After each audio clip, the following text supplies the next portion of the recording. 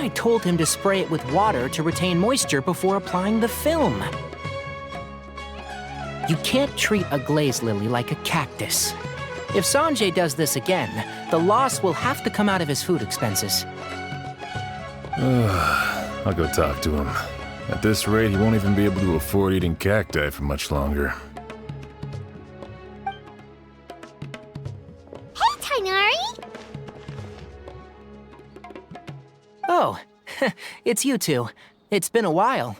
What brings you to Port Ormos? We didn't have anything to do, and this place looked pretty lively, so we decided to stop by. But, what's with all the flowers around here? Well, Port Ormos is currently organizing a flower exhibition featuring flowers and plants from all over Teyvat, so I came to help out.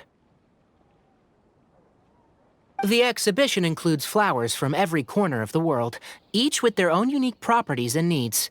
With that in mind, the curator commissioned a flower pot from Kasharuar, capable of retaining heat and moisture.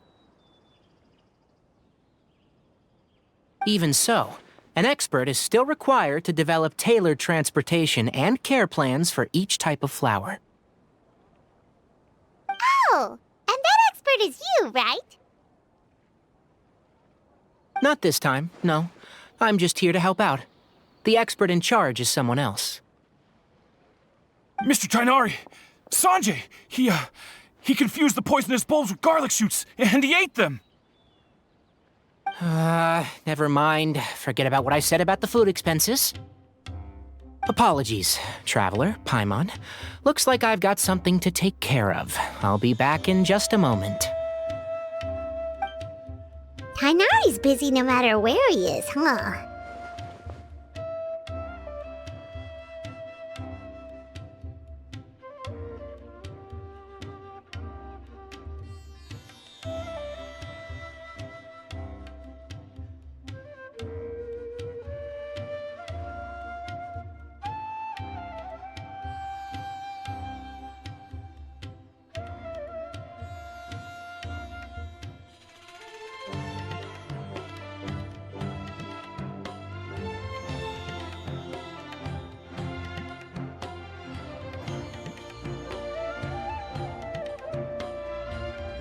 Yeah, seems like it. Hey, don't look at Paimon like that! Paimon is super careful about what she eats. Well, looks like Tighnari might be busy for a while. Let's take a look around the port in the meantime.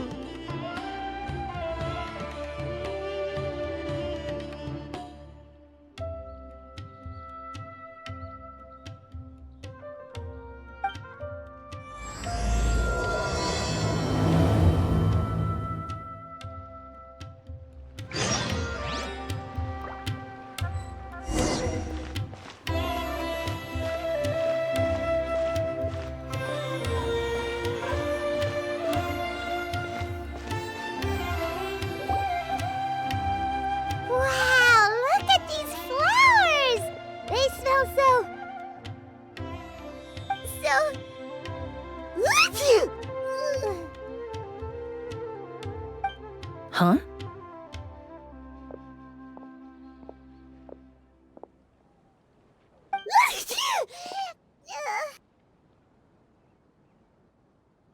Paimon's, fine.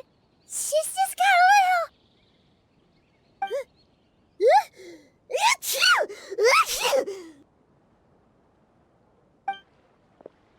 Rainbow roses, glaze lilies, and Cecilia's? No wonder.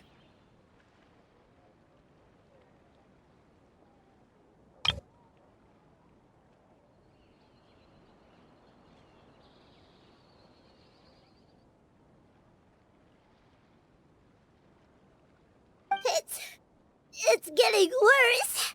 Why?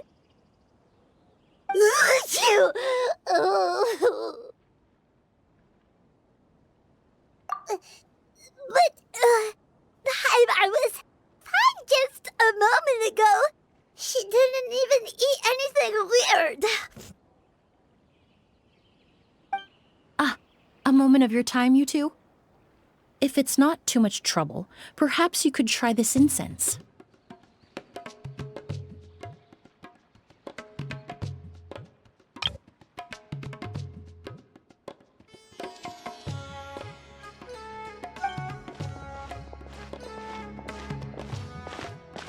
Incense?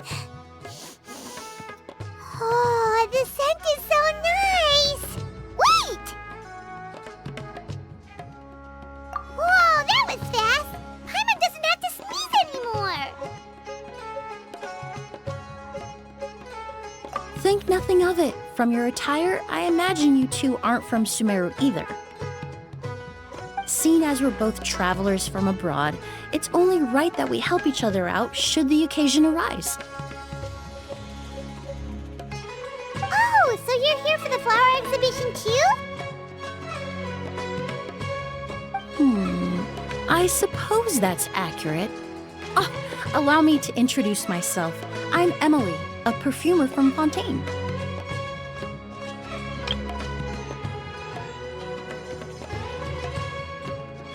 Paimon is Paimon! Thank you so much for your help just now. Oh, and this is... The Traveler, right? I've heard a lot about you from the Steambird. It's nice to finally put a face to the name. What happened back there? Why did Paimon start sneezing all of a sudden? Have you ever heard of hay fever?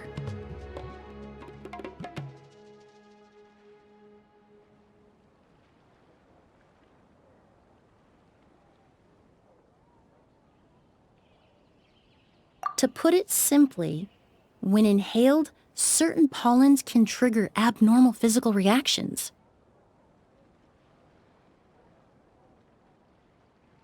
But Paimon has seen these kinds of flowers before and nothing weird happened then.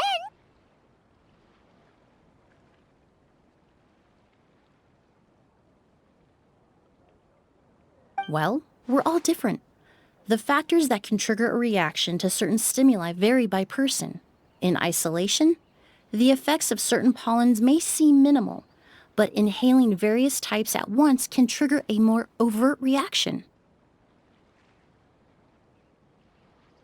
But there's no need to worry. Pollen allergies can be effectively mitigated with the use of medication. Oh, well, that's good. Traveler, Paimon, there you are. Is everything all right? I left in such a hurry, I forgot to warn you about all the pollen in the air. Emilie? Ah, what a coincidence. Looks like my worry was misplaced then. The Traveler and Paimon are in good hands. It was nothing, really. We happened to run into each other shortly after my arrival, and I offered them a bit of help, that's all. I'm more curious as to why you thought the Traveler and Paimon were in danger. Allergies are highly unpredictable. If you were concerned the pollen might trigger a reaction, that must mean something similar has happened in the past.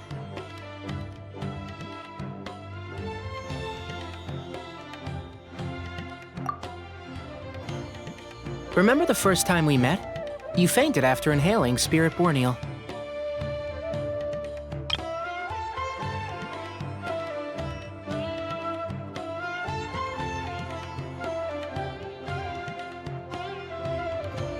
The Spirit Borneal didn't affect Paimon at all, and now she's the one suffering. It makes no sense. It's not really something you can make sense out of, Paimon.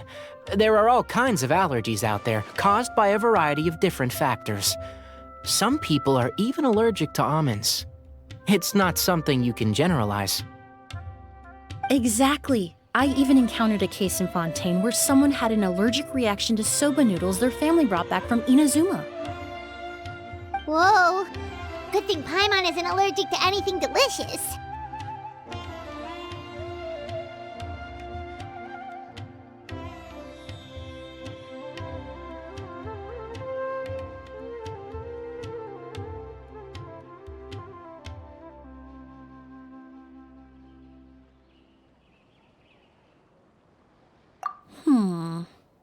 In a manner of speaking, although you could say the patients I deal with are rather unusual. In addition to medicine, Emilie is also very knowledgeable about botany. She's taught me a lot about the native flora around Fontaine. And that's where my expertise ends, I'm afraid. When it comes to breadth of knowledge, Tighnari certainly comes out on top. A flower expert? Oh, Paimon's got it! You must be the expert Tighnari mentioned, the one in charge of the exhibition! Wrong again, I'm afraid. Well, I did come for the exhibition, but only to inquire about the Auguste variety. I'm not involved in any official capacity. Oh, Paimon was sure she got it right this time! It's a kind of flower that was once popular in Fontaine. The perfume made from it also bears the same name, Auguste. Auguste, huh? That's not a name you hear often nowadays. In an ancient language, the word is said to mean sacred or noble. It's sometimes used as a name for people as well.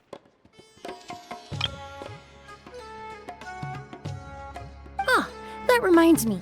Are you familiar with a historical event in Fontaine known as Perfume Mania?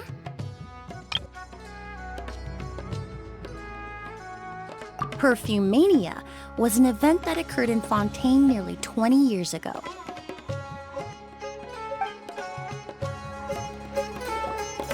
It all started when several merchants released their own lines of high-end, expensive perfumes, marketing them as must-have luxury products, the very symbol of elegance itself.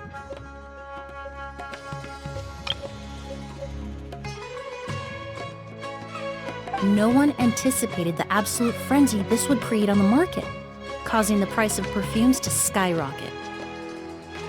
The demand was twofold. What some saw as a status symbol, most saw as a money-making opportunity. You could take advantage of the soaring price by hoarding them and reselling at even higher margins. The value of these products became so inflated, regular bottles of perfume were even going for hundreds of thousands of mora. This resulted in countless disputes and scams. But at the end of the day, perfume is just perfume. The market value greatly exceeded the intrinsic worth of the product, creating an economic bubble that was never going to last. Luckily, the Palais Mermonia recognized the danger and intervened before the craze could truly spread. Many profiteers and scammers were thrown in jail as a result. In the end, only a few wealthy families were affected when the bubble popped.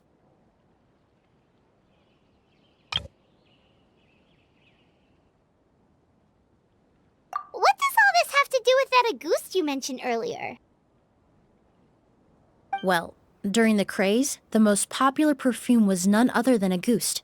The demand far exceeded the supply, to the point where it once sold for 10 million mora a bottle. 10 million? Then what about now?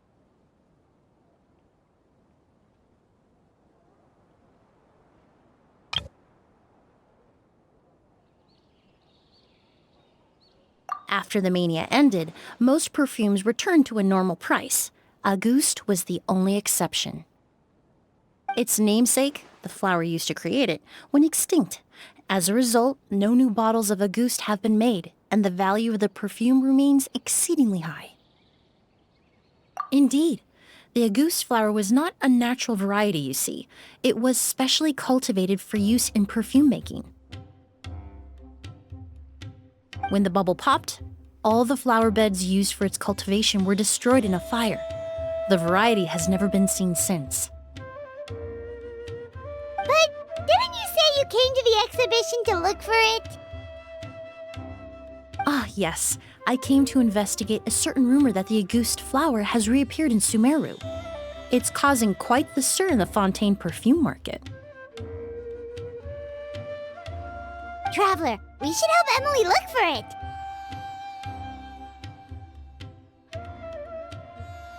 I have to agree. Emilie wrote me to ask if I could look into the rumor, but the forest rangers haven't received any reports of new plant species recently. Even if I can locate the flower, I'm afraid you'll be disappointed, Paimon. I don't have any grand Mora-making endeavors planned. Divine, noble, one of a kind, all beautiful sentiments to be sure, but to me, they overshadow the very essence of the product. When it comes to perfume, I want people to forget the price and the prestige and focus on the beauty of the fragrance itself. Wow, so noble. Of course, there's also a more practical reason. In recent years, low-grade counterfeit versions of Auguste have been popping up on the Fontaine perfume market. Every so often, someone will claim to have recreated the unique scent of Auguste, and the rumor mill will start comparing the counterfeits to my own work. Okay, that's more like the reason Paimon had in mind. Ever since that rumor started, 3 new perfumes claiming to be made from the Auguste flower have appeared on the market. If I can dispel the fanaticism surrounding Auguste, even just by proving the rumor to be false, Fontaine's perfume market can finally start to get back to normal. Then I'll be free from all the stories and added meaning and just focus on making what I like. That makes sense.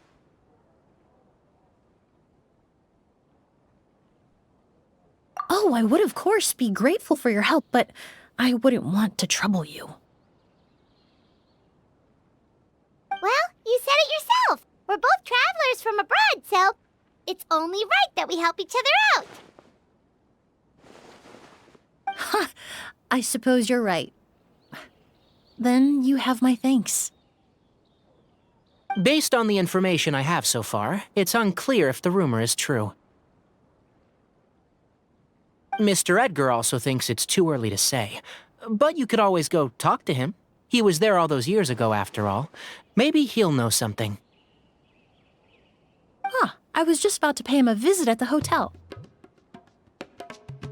Edgar? Who's that? The person you've been trying to guess this whole time. The flower expert in charge of the exhibition. He's also the most respected and experienced perfumer in the area.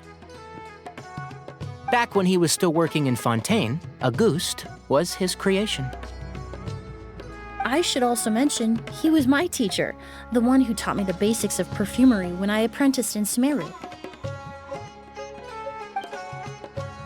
So this guy was a famous perfumer in Fontaine, but then he came to Sumeru to teach people from Fontaine? It sounds confusing.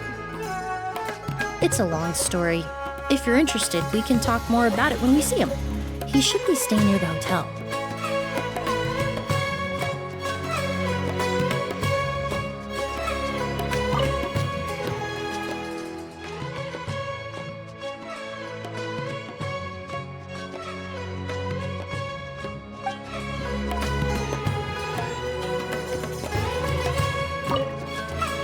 I need to stay back and keep an eye on things here at the port. If something happens, don't hesitate to find me.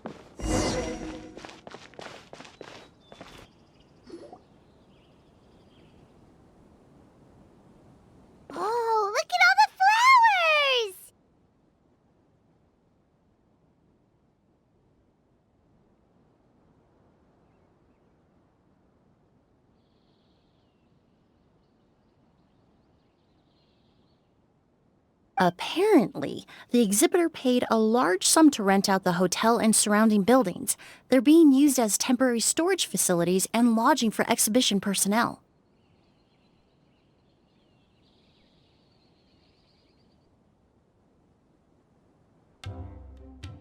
Yeah, what if guests come early? They won't have anywhere to stay. Also, renting out this big of a hotel, how are they gonna make that mora back?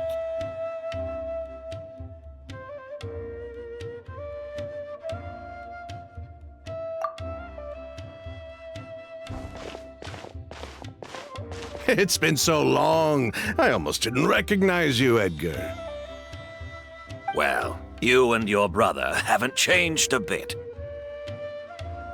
Oh, yeah, all this catching up is nice and all, but let's get down to business. We need to talk about Kyria. Is he... Hold on, we have guests. It's nice to see you again, Master. Emilie? Is that you? Oh, it's been years. Look at you. You're all grown up. I've heard you've become quite the famous perfumer in Fontaine. It would seem the student has surpassed the master. Oh, well, it's all thanks to your mentorship. Ah, hardly. I taught you the basics. Hearing you call me master, well, I'm not sure I'm deserving of that title. I've taught many students here in Sumeru over the years, but I've yet to see one turn out quite as accomplished as you. You're the only one who can take credit for that success. And who are these two? I don't recall you mentioning them in your letter. Ah, they're my new friends, the Traveler and Paimon. Emilie's friends. Well then, the pleasure is all mine. And these two gentlemen? Are they friends of yours, Master?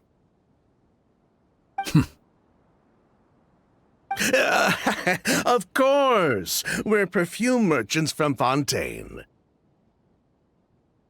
I'm Oud, and this here is my younger brother, Blaze. Edgar and the two of us are old friends. Isn't that right, gentlemen? Yes. Merchant brothers?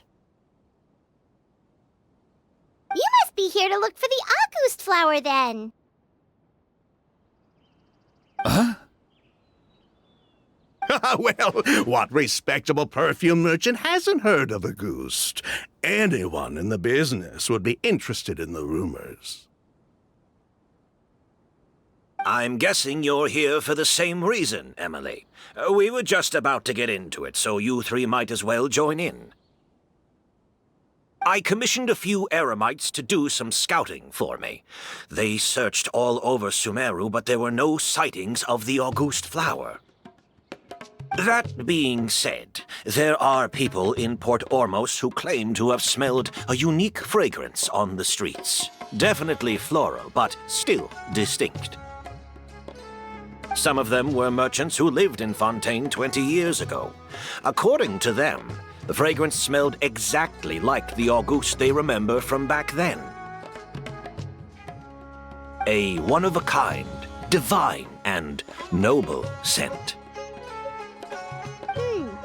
Maybe someone around here just happens to have a bottle of Auguste from back then. No, I don't think so. I doubt that's the case. Even if someone had a bottle that was never opened, the fragrance of the perfume would have changed over time. Very few perfumes can go decades without a change in scent. Auguste is even more prone to that kind of shift. Only a few bottles still exist in Fontaine, and their scent would have completely degraded by now.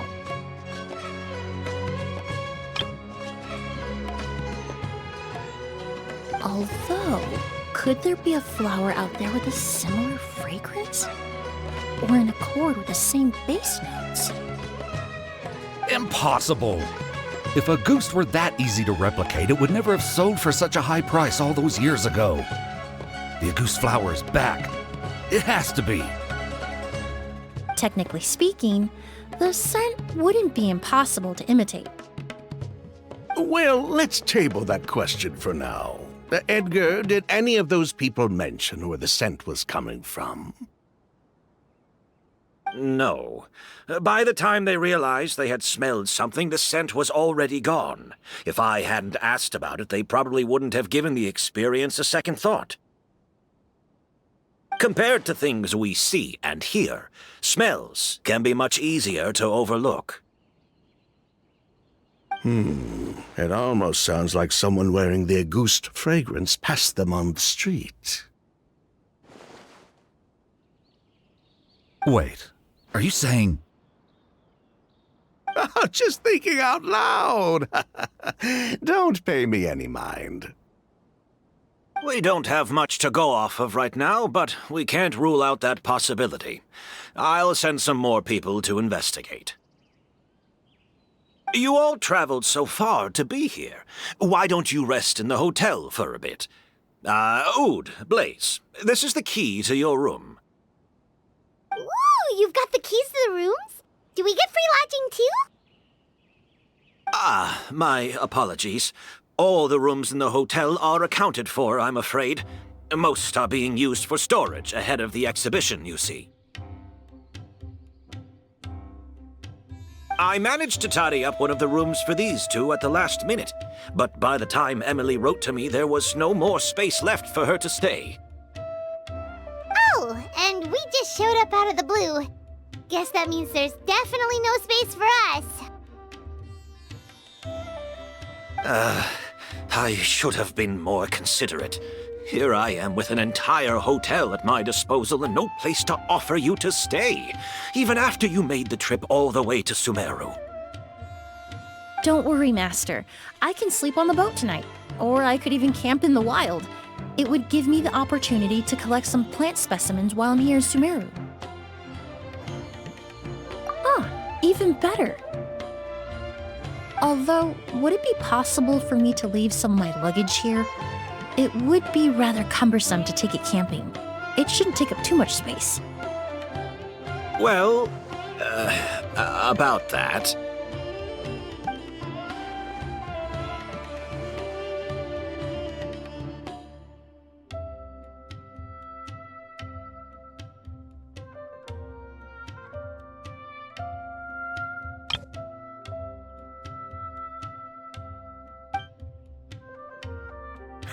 Of course, no trouble at all. My brother and I will keep an eye on them for you, as long as you don't mind, mademoiselle. All right, then. Oud, why don't you take Emilie inside and find a suitable place for her luggage? I'll prepare some refreshments and join you in a bit.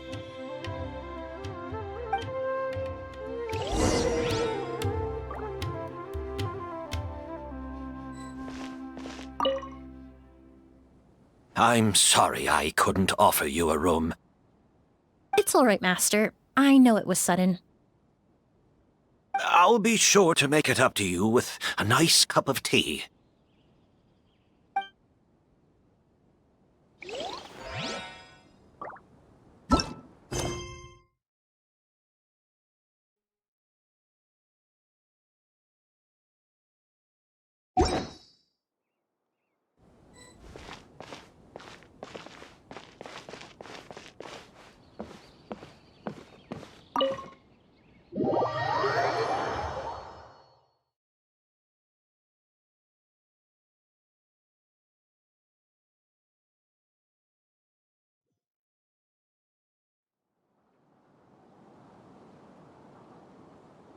Whoa, the smell of flowers is so strong. Didn't Edgar say he tidied up around here?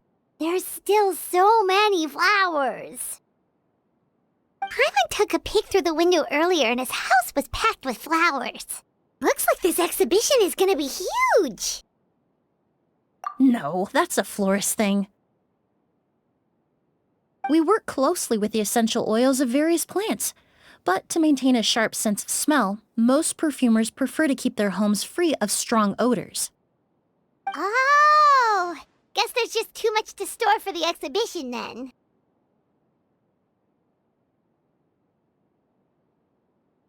Oh, this room seems to be a connected suite, and my brother will be staying on the other side of the suite.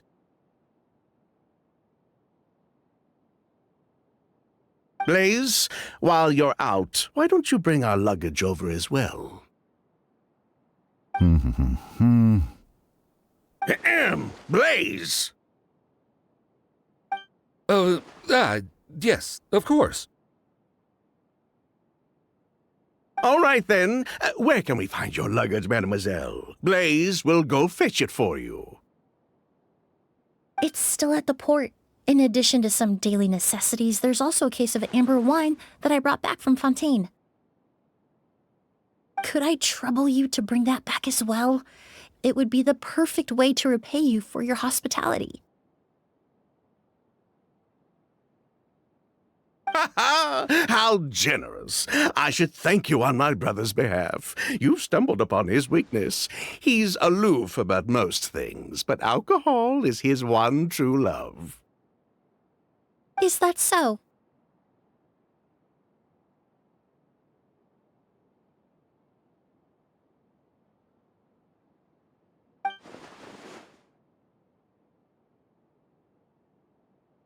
Mr. Oud, Mr. Blaze, thanks for...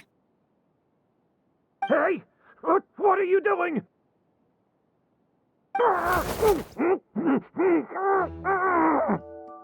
That's Master's voice.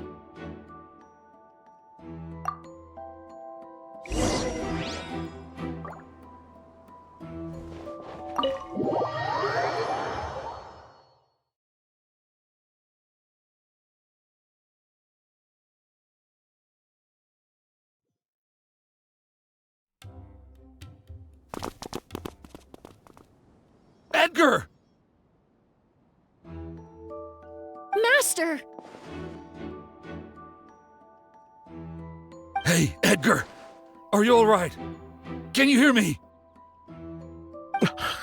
Who did this? Kyria. Auguste.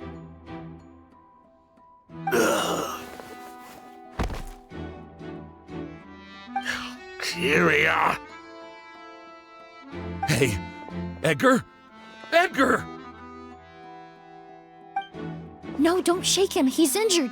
Just leave him to me. You two can...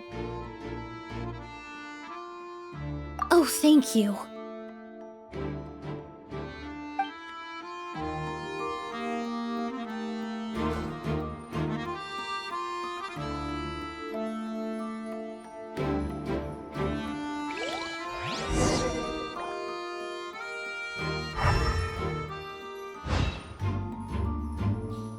Skin is flushed, pupils are dilated, but he's still breathing.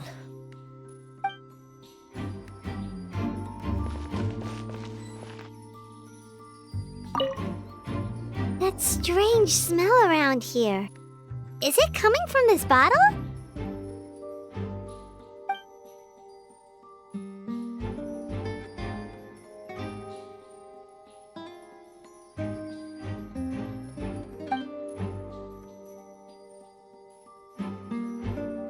Oh, really? You think so?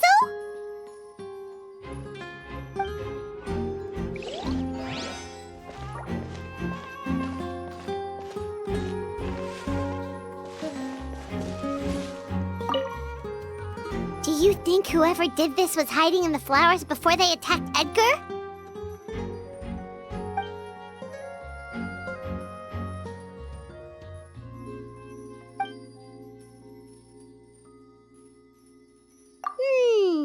True.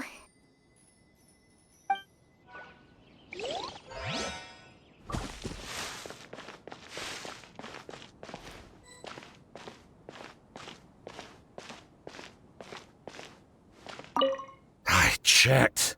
It doesn't look like anyone passed through here. Oh, but that's impossible. It's not like that kid can just grow some wings and fly away. Oh, the culprit, I mean. It's not like the culprit could have just disappeared into thin air.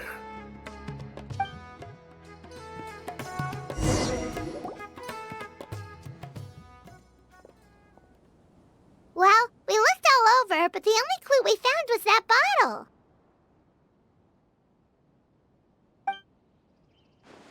The most important thing we can do now is focus our efforts on treating Master. Can you help me move him inside?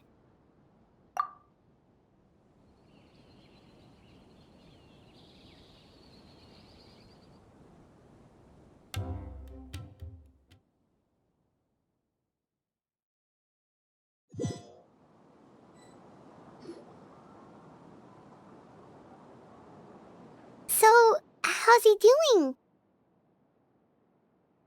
When I administered emergency treatment, I discovered a residue in his nose and mouth. Master was most likely forced to ingest a certain liquid. He's still unconscious, and inducing vomiting could obstruct his airways. We'll have to look into other clues for now. Ah, yes. The scent is the same, but the chemical composition is still unclear.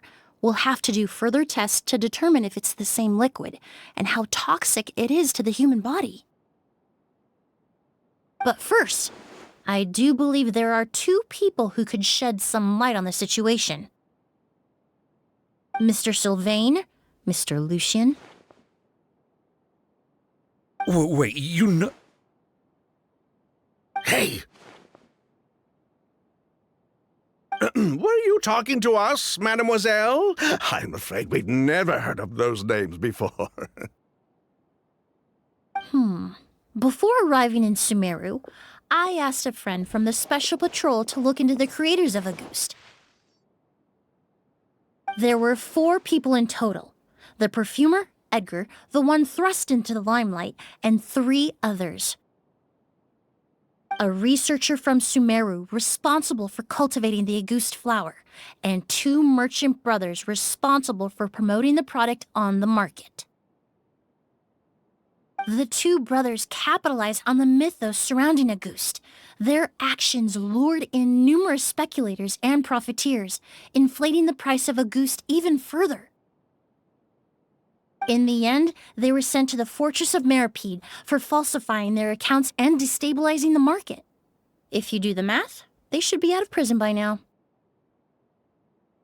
And what does that have to do with us? There are countless merchant families in Fontaine. You gonna accuse them of being criminals too? Every time your brother called you Blaze, it took you several seconds to respond. But when I called you Lucien just now, the name registered immediately.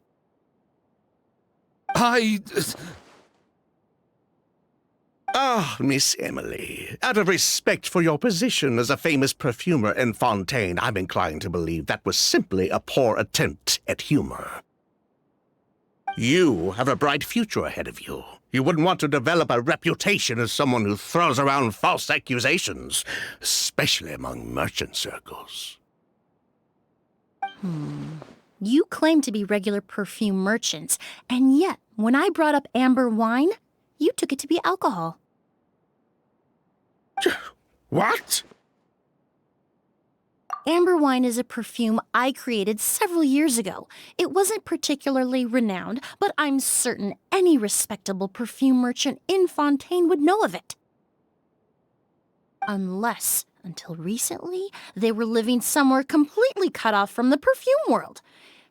Somewhere like the Fortress of Meripede, perhaps? Emilie, you little...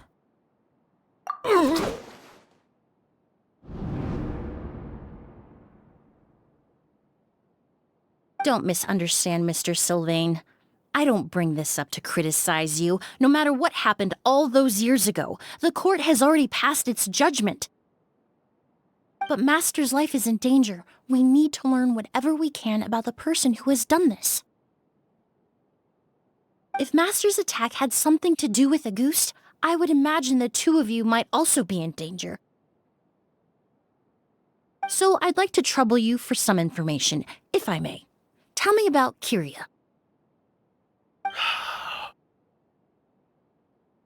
Fine, as you wish. Sylvain! Lucien, if this will help us find Kyria, then it will be all worth it. Besides, we've already told most of the stuff to the Maison Orderly anyway. You were right, Miss Emilie. There were 4 of us at the beginning. Myself, Lucian, Edgar, and a researcher from Sumeru in charge of flower cultivation, Vijava.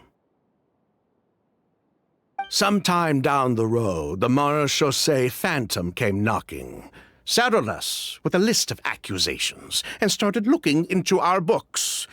Oh, they did their meddling, and my brother Edgar and I were forced to serve time in the fortress as a result.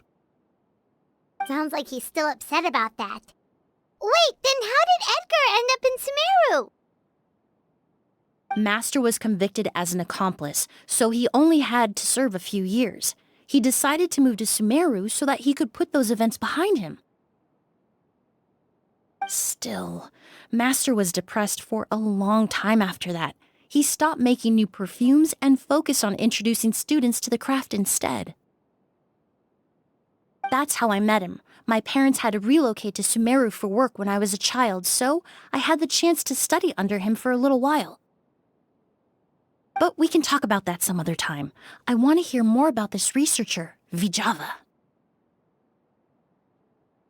Like us, Vijava was also staring down an investigation from the marechaussee Phantom. But before the Phantom showed up at her door, she set all the flower beds on fire, along with much of the mora we managed to earn. All the Auguste flowers, everything we worked to create, was reduced to nothing but a pile of ash. But destroying all that evidence, wouldn't that make things worse for her? It didn't matter at that point, because she died in the fire as well. What? Sounds like you did an investigation of your own. Why even ask us if you knew all of this already? The name wasn't mentioned in any of the files I reviewed either, but you two seem quite familiar with him.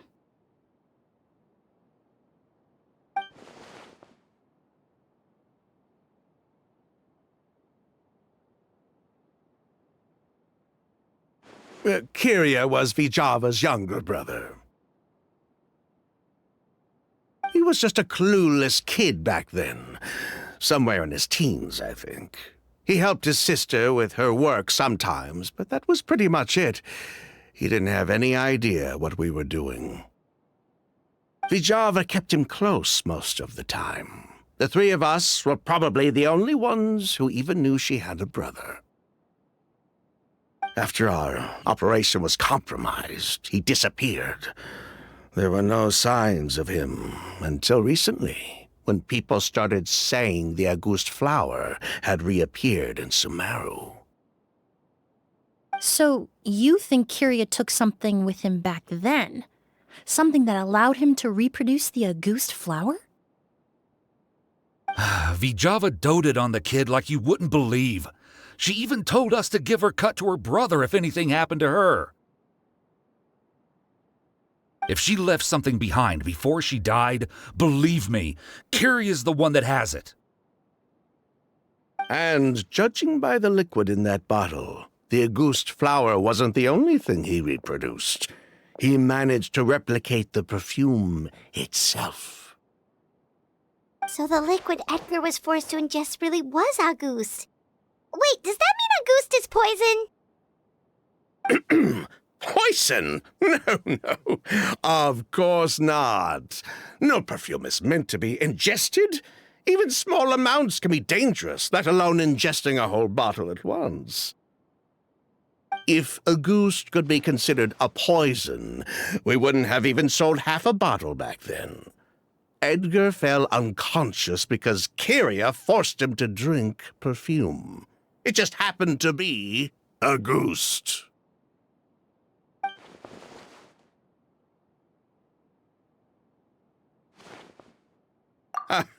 He probably thought we had something to do with his sister's death.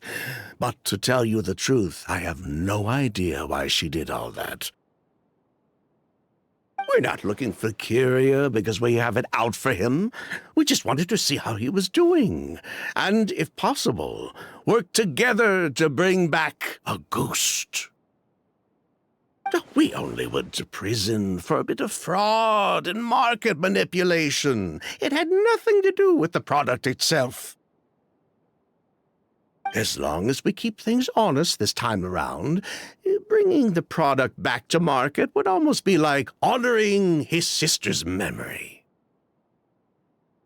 So that's why you never mentioned Kyria during your interrogation? Yes, exactly. We were just looking out for the kid. Anyway, that's all we know. If you're looking for information on what's in Auguste, or what to do if you ingest it, there are only two people to ask. Edgar or Kyria himself. Well, at least we're able to say for certain that the substance Edgar ingested was in fact Auguste. That gives us a direction for further testing. Well then, I'd say that was a very enlightening discussion. Well, glad to hear it. Lucian, let's head back to the room and rest a bit. With everything that's happened, there are things that need reconsidering. Yes, of course.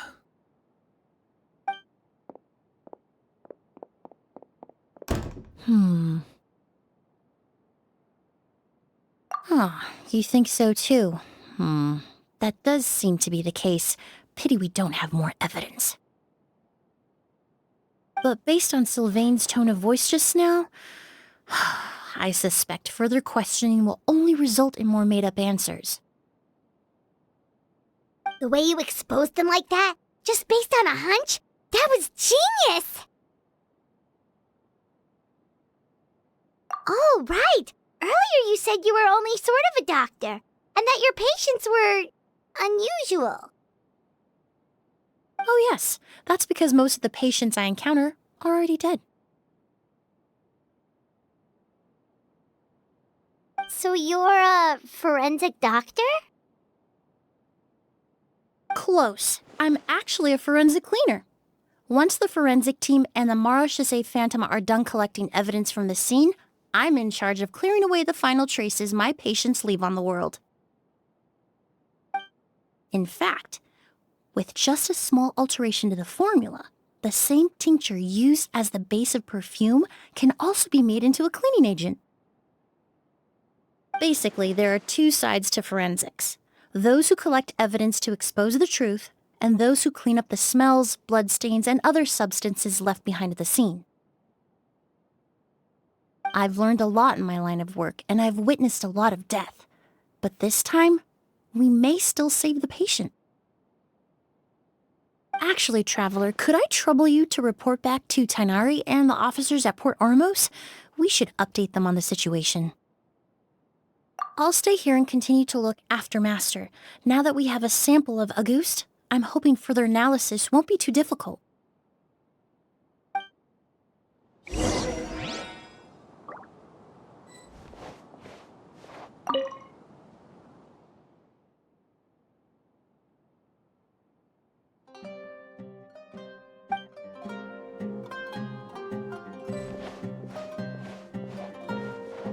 Master looks a lot older than when I last saw him.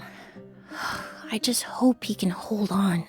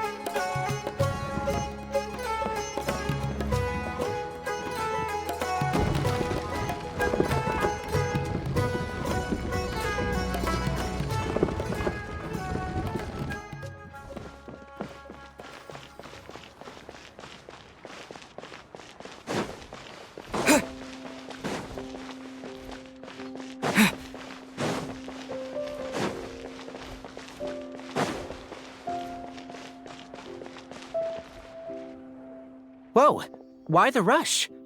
Did something happen?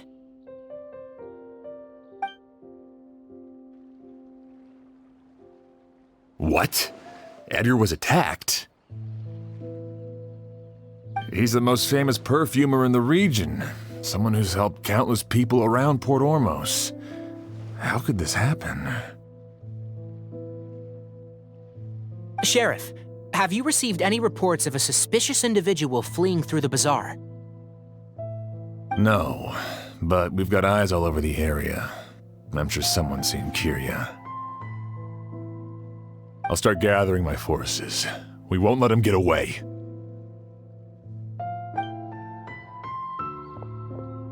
What about you, Tighnari? Do you have a plan? I'm sure the sheriff can handle things over at the scene, and I doubt Emilie needs my help looking after Mr. Edgar. But she said she's not a real doctor. Then she was far too modest. She may not be a doctor by trade, but she has a deeper understanding of human anatomy and pharmacology than most scholars from the Amorta Darshan. Not to mention the fact that Mr. Edgar's condition is related to perfume. Emilie is certainly in the best position to help him. As for me, I'll head to the academia and see what I can learn about Vijava and Kyria. Oh, that's right! Vijava was supposed to be a scholar from Sumeru. Do you recognize the name? From Emilie's letter, certainly, but that was the first time I'd heard of it. The academia produces a lot of scholars, and there are plenty of graduates who choose to pursue a career outside their darshan. I didn't have time to look into it earlier, but now it seems like Vijava's past could be critical to getting to the bottom of what happened to Mr. Edgar. I have friends in Sumeru City that can help me investigate. With any luck, we'll have news to share by tomorrow. I'll leave you and Emilie to watch over things here in Port Ormos.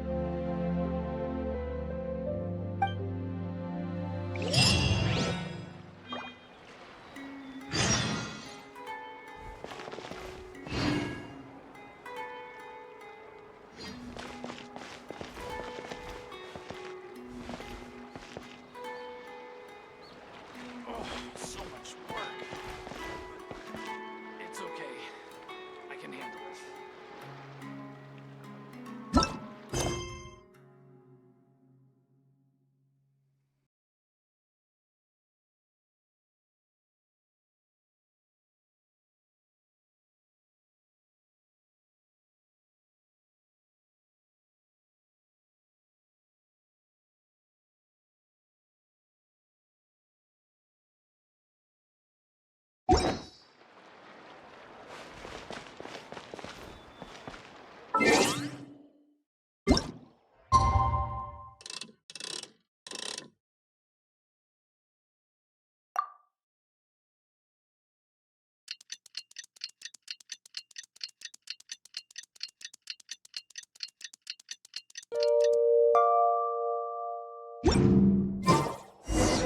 Well, it's been a day. Wonder if Tighnari's discovered anything. But things weren't looking good with Emilie's master yesterday. We should check on things at the hotel first.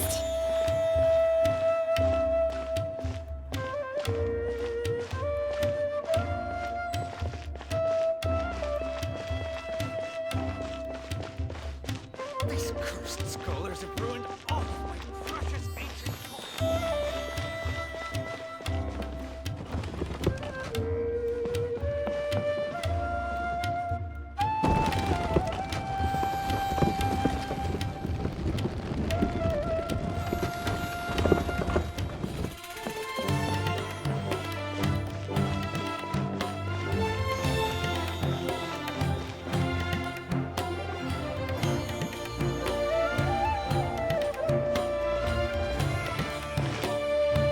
Emilie!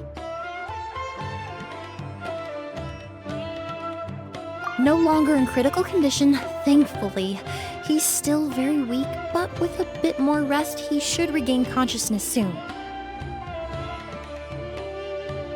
My chemical analysis of Auguste also went smoothly, although it certainly raised some questions.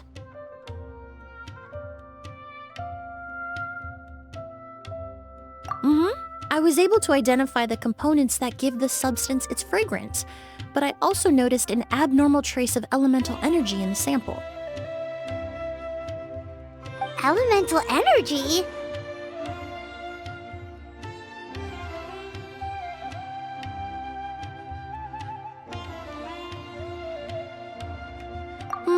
Hard to say. It was such a minute amount, proportionally speaking, like mixing a single drop of perfume into the ocean.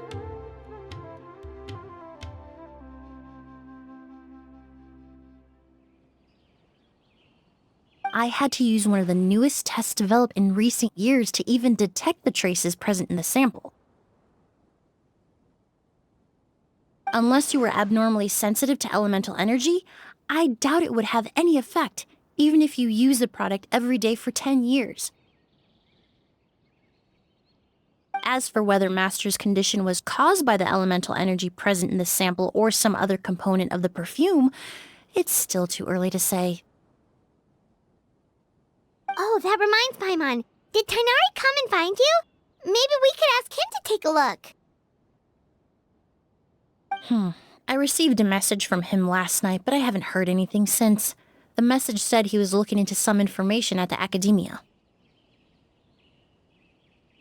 Oh, Paimon thought he might have stopped by to see you first. Excuse me? Is Miss Emilie here?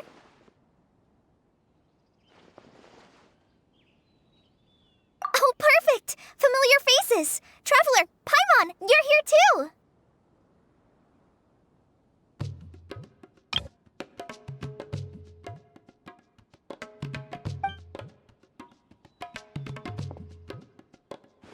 Kale. Ah, of course. Tighnari's apprentice. He's mentioned you many times. It's a pleasure to finally meet you. And please, no need for formalities. Emilie is just fine.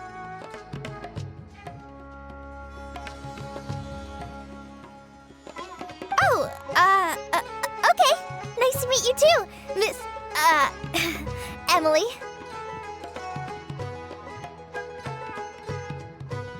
Did Tighnari send you here, Kale? Yep. Master and the others went through decades worth of records last night, and still haven't had a chance to rest. I'm fast on my feet, so it only made sense for me to come and give you an update. Anyway, based on what they've reviewed so far, they believe there's no indication that a researcher by the name of Vijava ever passed through the academia. Master considered that possibility as well, but the name wasn't the only dead end. Master tried to track down people with a similar research direction or background, but also couldn't find a match. How is that possible?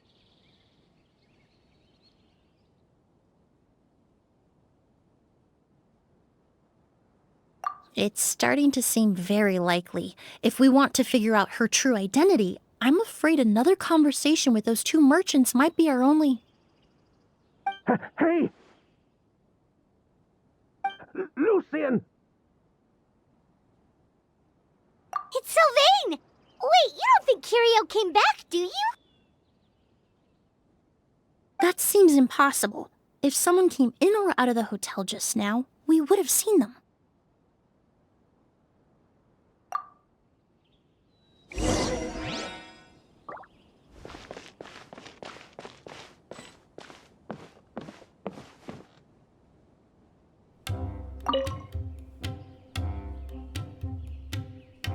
It's locked?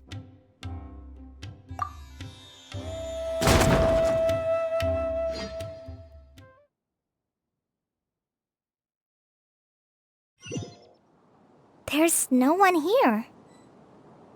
Lucian! Lucian! That's Sylvain's voice! Hurry, let's check next door!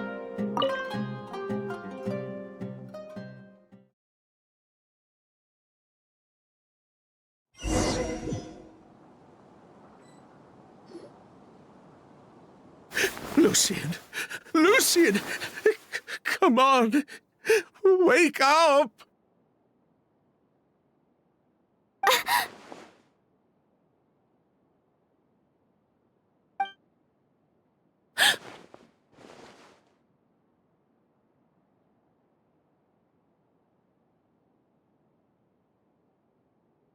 Emilie, Emilie, my brother, he's gonna be okay, right? He's just unconscious. Like what happened to Edgar? I'm sorry, Mr. Sylvain, but we were too late this time. No, that's not possible.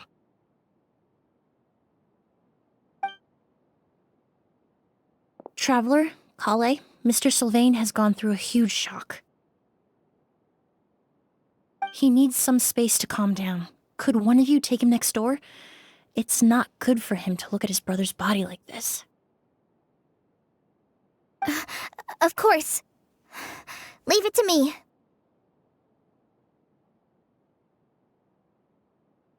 Thank you both.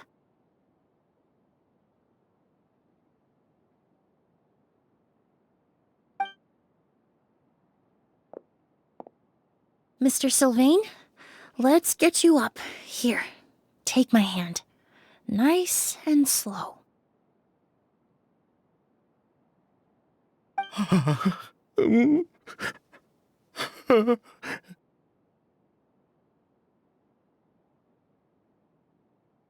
We'll take things from here. Just focus on getting some rest. Here, this way.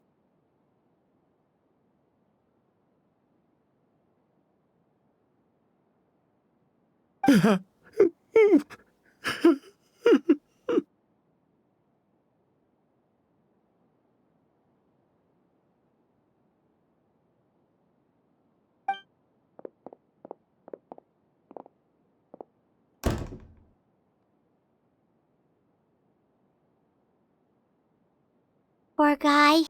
He's like a shell of his former self. He may have made some bad decisions in life, but right now, Paimon can't help but feel sorry for him.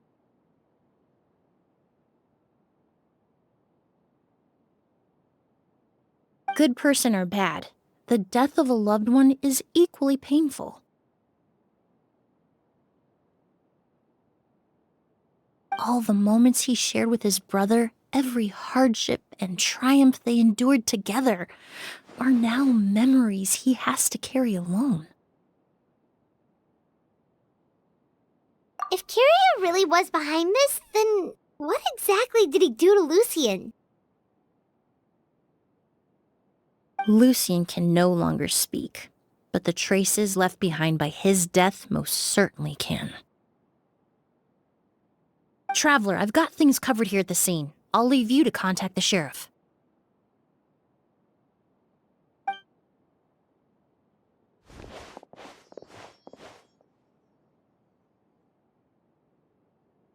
Who would have thought? Yesterday's case is still up in the air, and now this happens. Miss Emilie, I heard you're an experienced forensic doctor. Have you been able to discover anything? Oh, I'm not actually a forensic doctor. I just happen to have some relevant knowledge. I did take a look, though. Judging by the temperature and rigidity of the body, it appears the time of death was sometime last night. I'd have to do a more thorough investigation to find out more. Then, would you mind helping us investigate? Before he left, Tainari said we could trust your judgment if something like this were to happen. Of course, I appreciate your trust. Many of the traces left behind at the scene will fade with time, so the sooner we investigate, the better. We'll help too. We don't know much about dead bodies, but you can leave the other clues to us.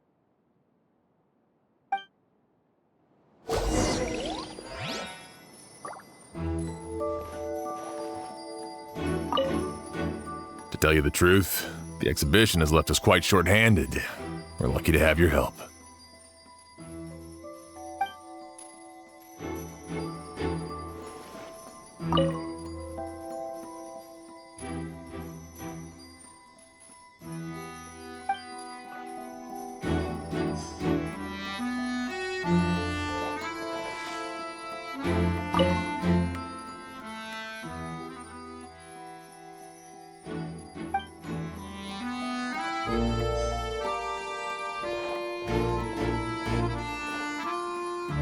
Pupils are dilated, skin is flushed. No overt external injuries or signs of a struggle.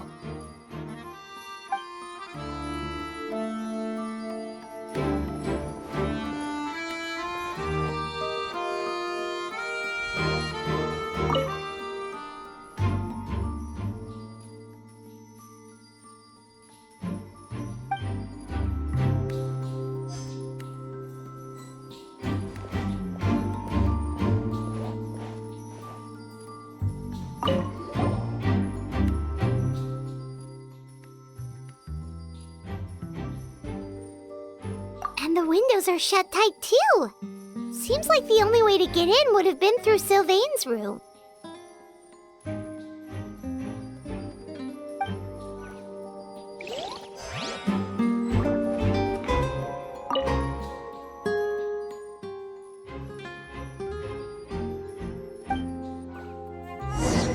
Well, looks like we've investigated as much as we can. Let's go report back to Emilie and Shiam.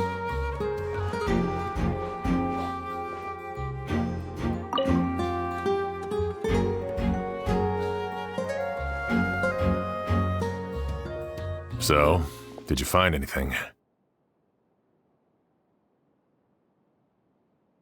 Paimon can show you. Here, it'd be something like this.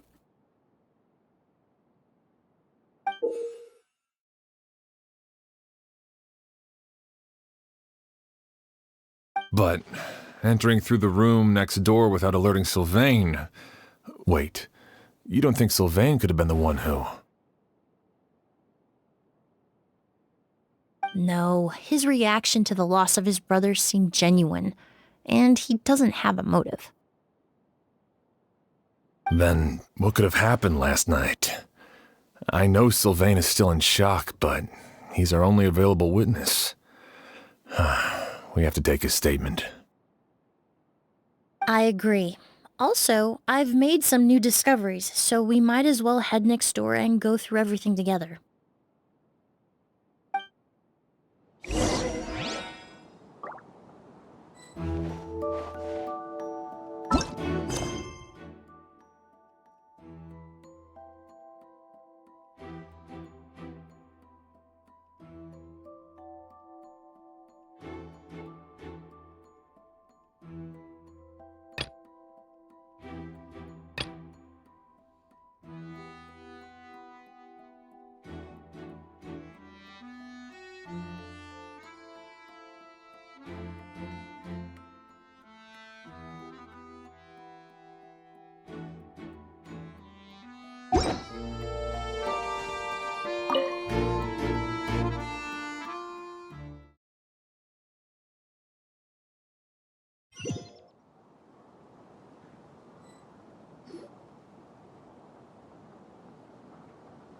Mr. Sylvain, I need you to tell me everything you and your brother did since yesterday afternoon. Did you see or hear anything strange? After Kyria attacked Edgar, my brother and I were incredibly careful. We returned to our rooms and decided to lock all the doors leading to the hallway. The only door we kept unlocked was the one connecting our rooms. That way, if we heard any commotion coming from the other room, we could help each other. But I didn't hear any sort of commotion last night. Not a single noise. I woke up this morning, opened the door, and Lucien was... So, no movement from the room next door. No forced entry via Sylvain's room. No signs of a struggle at the scene, and no external injury on Lucien's body. What kind of cause of death are we dealing with here? I did notice a few things about the body. Lucien's pupils were dilated, and his skin was flushed. Very similar to Master's symptoms after the attack yesterday. There weren't any traces of liquid in his mouth or nose, so it's unlikely he was forced to ingest anything. The more plausible explanation is that he inhaled a substance without knowing it, and I'd say that substance was likely Auguste. Auguste? No, that's not possible. Inhaling Auguste won't kill you. And anyway, it would have been for just one night.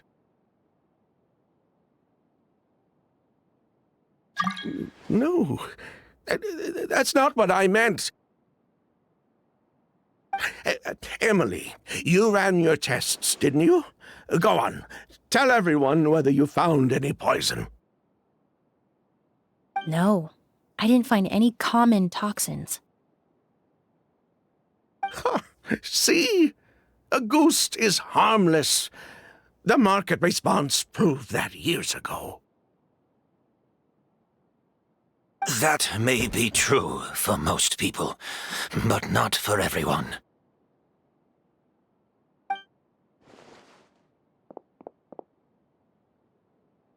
Master! Edgar? You're up and about already?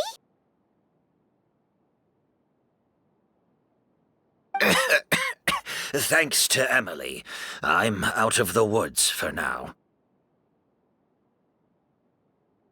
Sylvain, no matter how hard you may try to hide it, the truth will always come to light. Edgar! Even if we could keep it a secret for another 10 or 20 years, do you think Kyria would just let us be? No, he would never give up. Not if he's doing all of this for Yelena.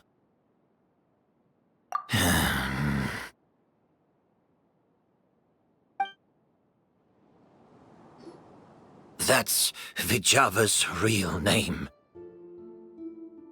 Yelena wasn't a scholar from Sumeru.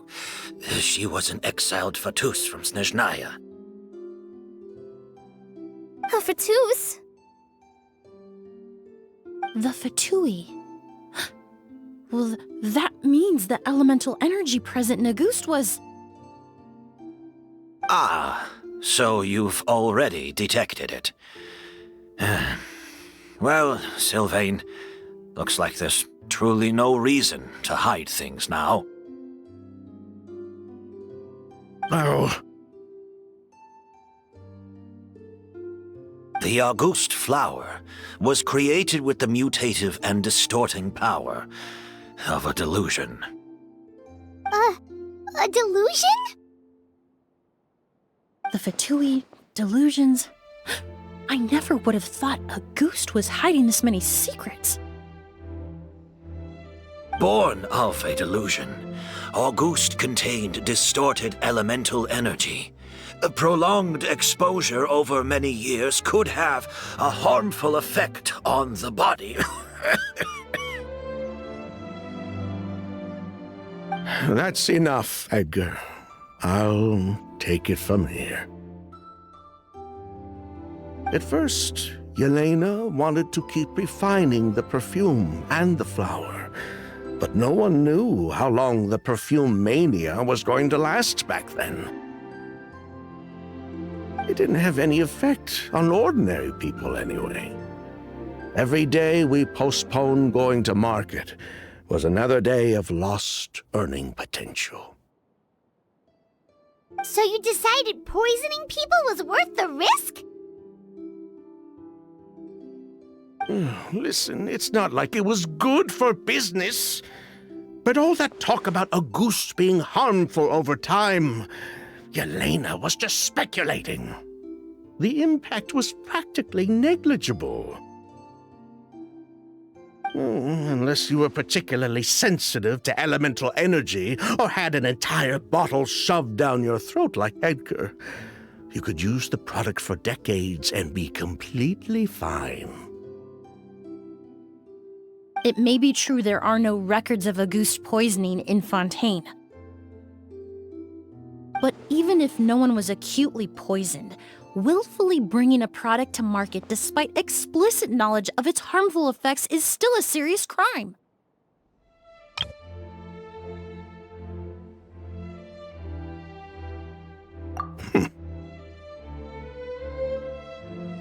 That explains why you were so intent on keeping Yelena and Kyria's involvement a secret all this time, despite readily confessing to all your financial crimes. The Fatui, delusions, Auguste. If the Marechaussee Phantom discovered the connection between the three, there would have been enough evidence to send you to the Fortress of Meripede for life. Ha! If I'd known coming to Sumeru would put a target on my back, I would have been more than happy to stay there. At least that way, Lucien would still be alive. All these years without any sign of Kyria, and he pops up out of nowhere the minute my brother and I get out of prison? It couldn't be any clearer who the kid's after. Auguste was harmless before. The fact that it's killing people all of a sudden must be his doing as well. So there's bad blood between you. What about Yelena's death? Was that a cover-up too? A way to destroy evidence?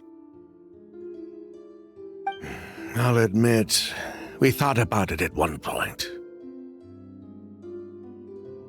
We took care to disguise the products circulating on the market, and no one was questioning Yelena's fake identity.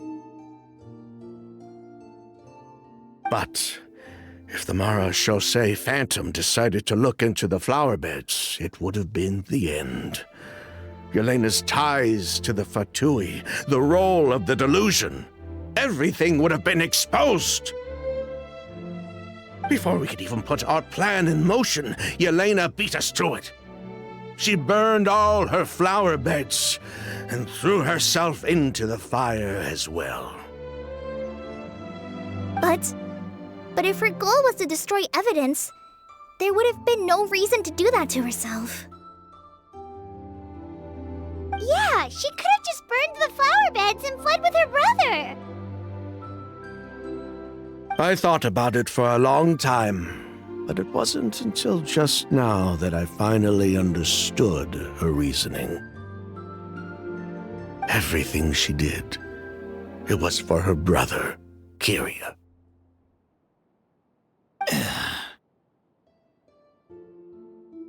One of the reasons they defected from the Fatui was the deterioration of Yelena's body due to her excessive use of a delusion. She didn't want her brother to follow in her footsteps after her death.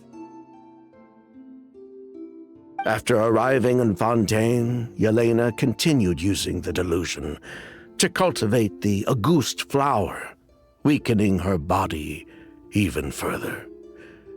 There were times when she couldn't even walk. So she couldn't flee with her brother because she was afraid of holding him back. If her true identity was exposed, she and her brother would face pressure from both Snezhnaya and Fontaine. The Auguste flower and Yelena's own corroded body both bore the mark of a delusion. There would have been no way to avoid suspicion.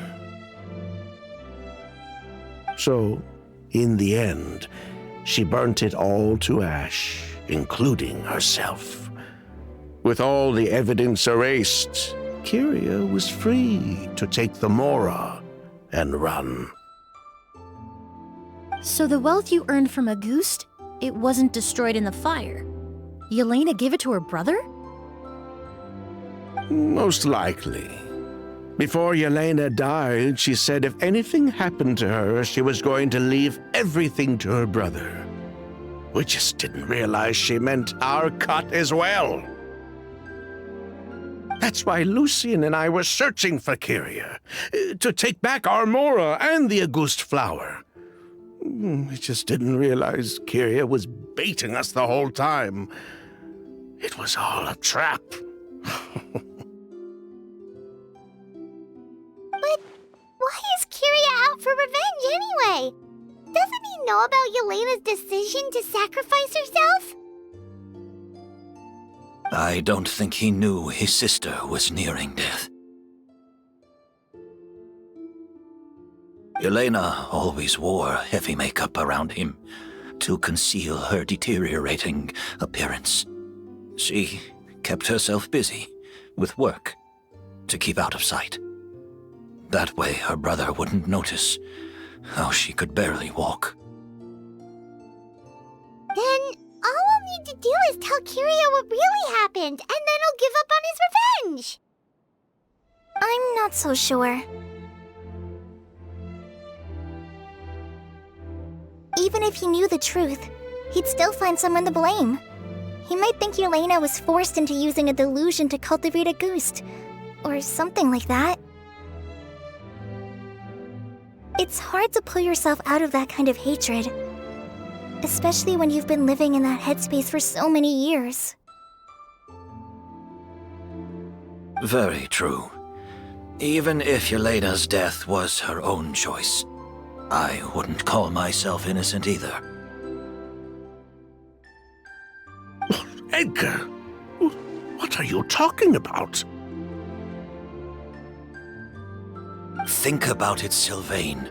If we hadn't been in such a hurry to capitalize on the perfume mania all those years ago, do you think Yelena would have elected to take those risks?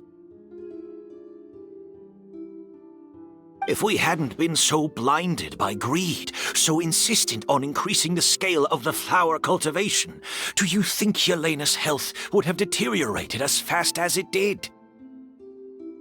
If we hadn't invited the Marechaussee Phantom to our doorstep by breaking the law at every turn, Yelena could have survived. She knew her limits. She knew her days were numbered.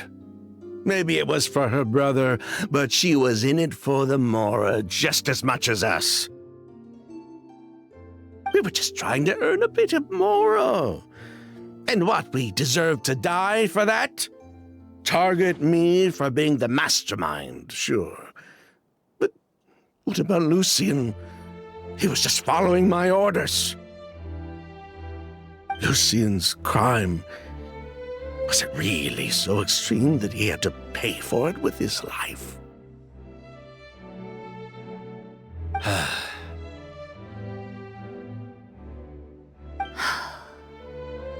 The only person that can answer that question is a judge.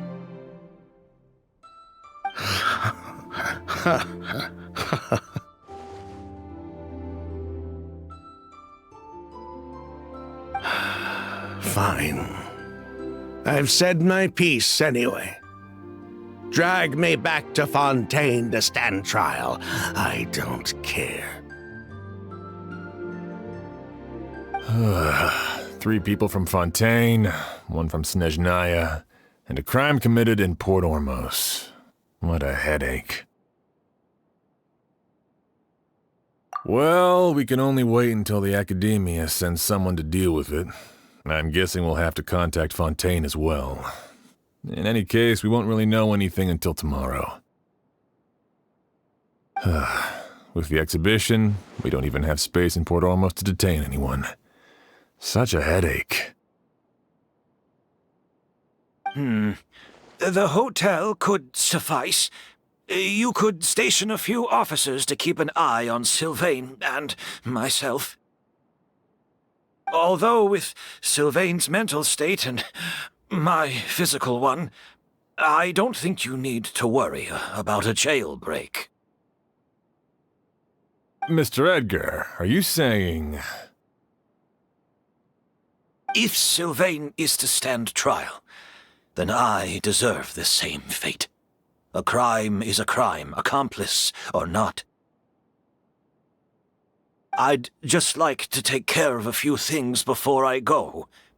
Say goodbye to my plants and all that. As for Sylvain, I'm sure he also has some goodbyes of his own.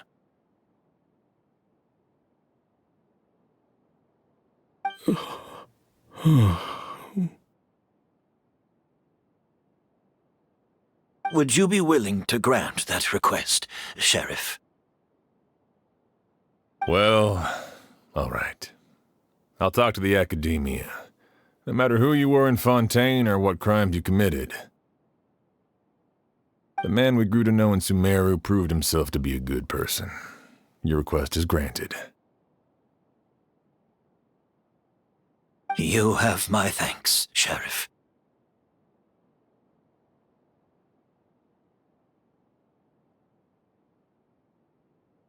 Happened tonight? Oh, you mean the possibility that Kyria might try to finish what he started?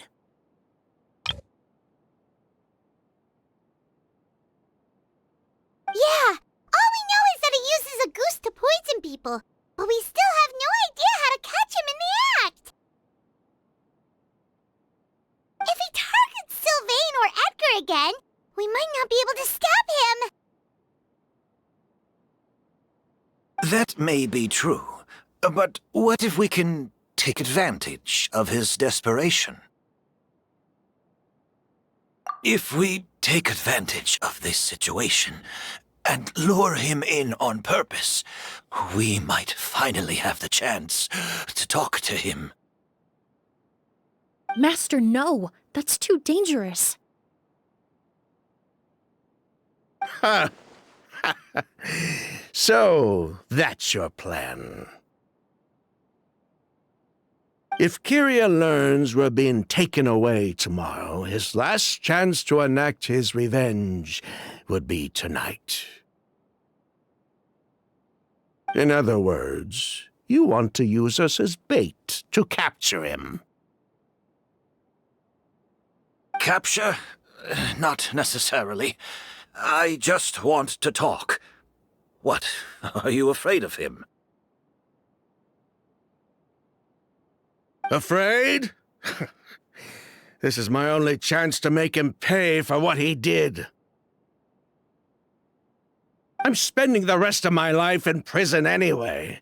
I can't just sit back and let him ride off into the sunset with our fortune. There's no way I'm letting him get away with it. Not after what he did to Lucien. As for the danger, everyone else just needs to make preparations in advance to protect us.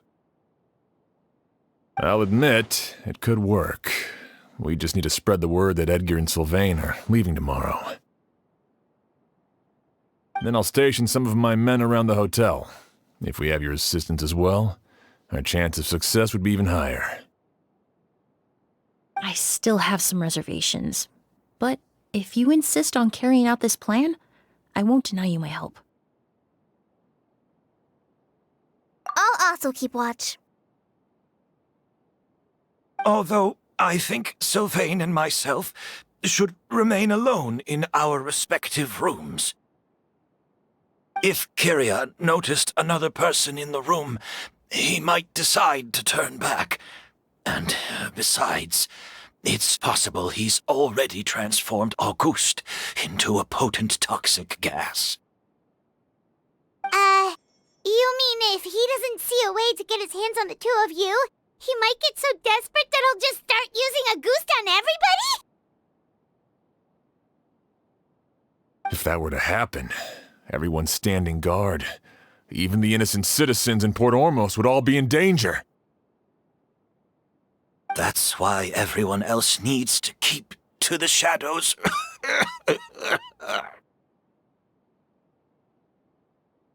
You're still recovering. You need to rest. This old pack of bones doesn't bounce back like it used to. I suppose I'll just have to leave the rest to you. All right, we can figure out a plan to keep watch later. Right now, I say we split up, start spreading that information before it's too late.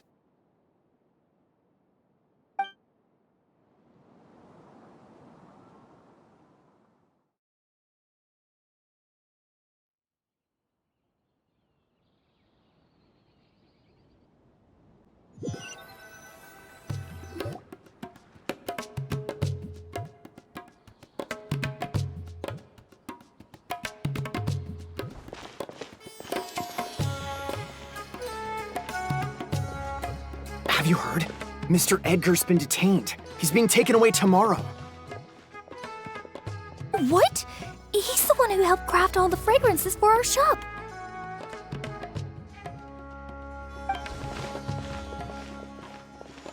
He taught my child how to make perfume. How could this happen?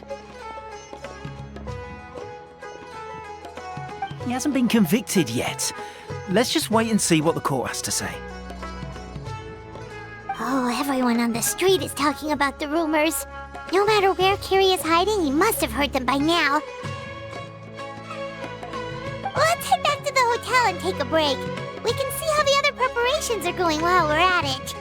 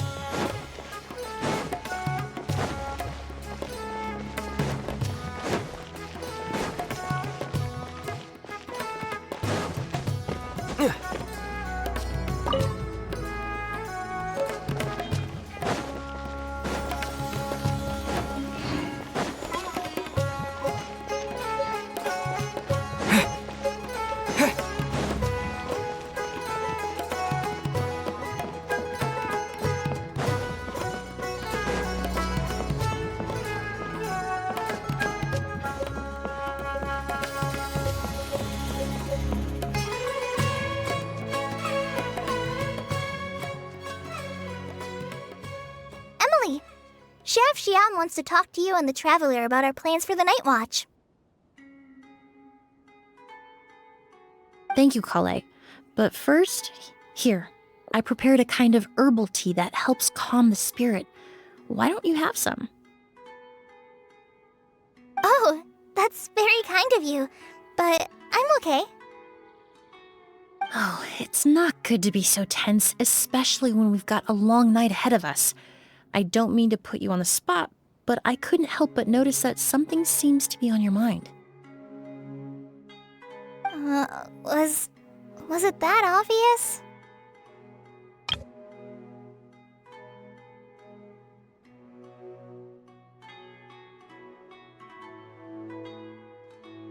You seem very preoccupied with Kyria's revenge.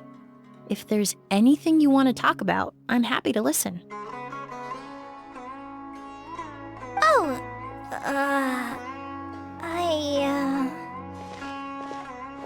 Hey, Emilie, Kale. Oh, are we interrupting something? No, not at all. This will be easier to talk through with you here anyway. I've just been thinking. If Kyria has the capacity to commit murder while remaining completely undetected, why didn't he target Sylvain along with Lucien last night? There was just a single door separating them. If his intention was to target both brothers, then there was barely anything standing in his way. Don't you think?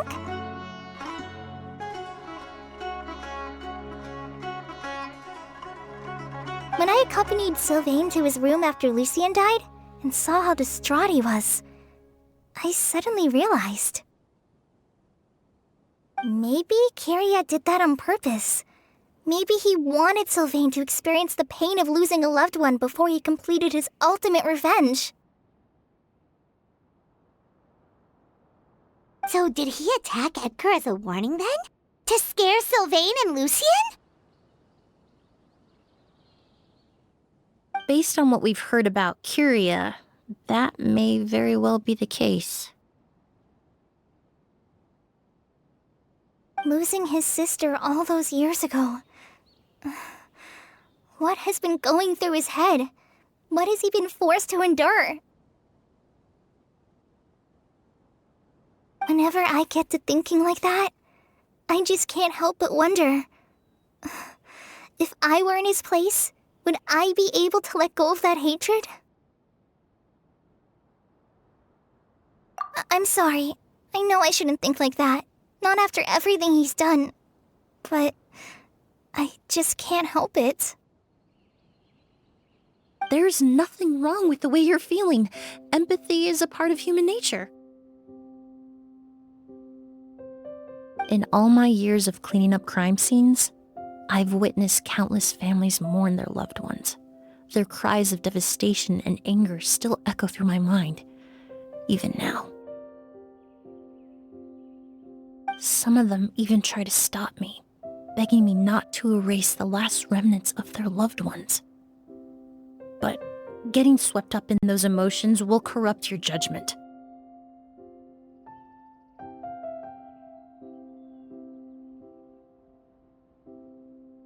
Surround yourself with fragrance for too long, and your sense of smell will become dull.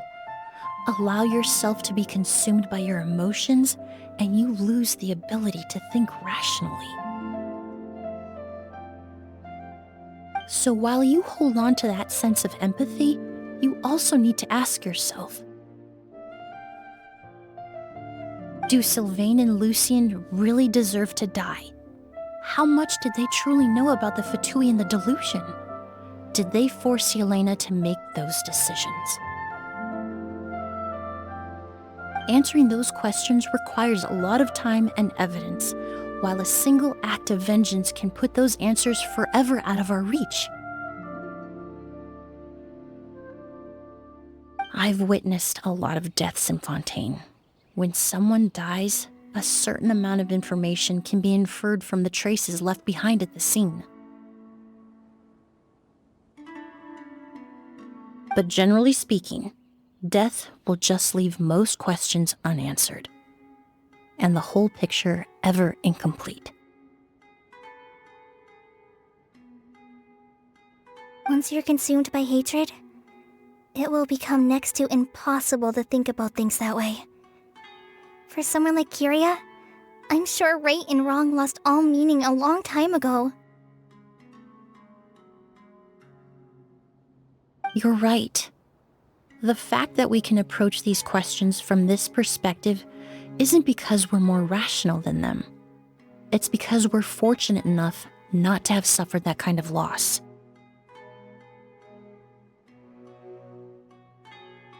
But that also makes us perfectly positioned to stand on the outside and try to pull them back from the brink before it's too late. I understand Kiria's decision, but I still want to stop him. Master, Sylvain, and Kiria. They all deserve to survive. The fortunate and the unfortunate.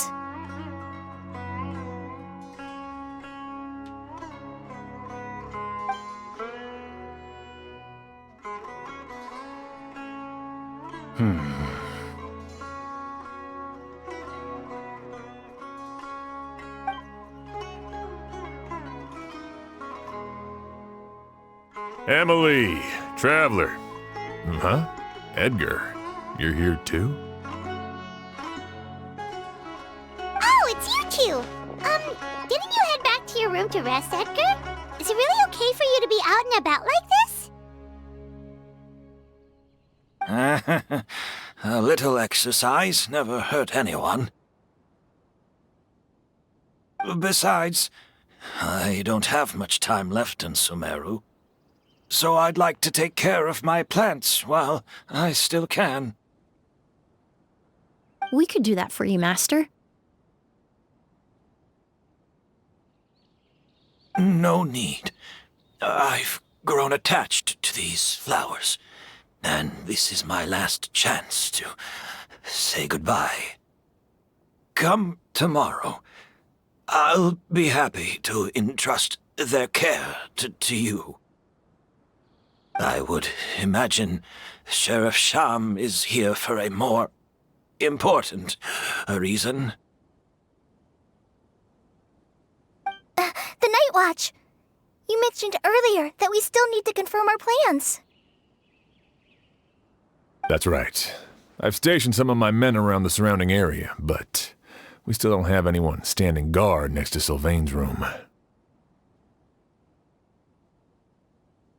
Exactly. After some discussion, we concluded that Sylvain has the highest risk of being attacked next. You're the most skilled fighter here, Traveler. And Emilie's expertise is sure to come in handy in a pinch. That's why I want you two stationed next to Sylvain's room. So, are you up for it? Sounds perfectly reasonable. I'll be glad to have your help tonight, Traveler.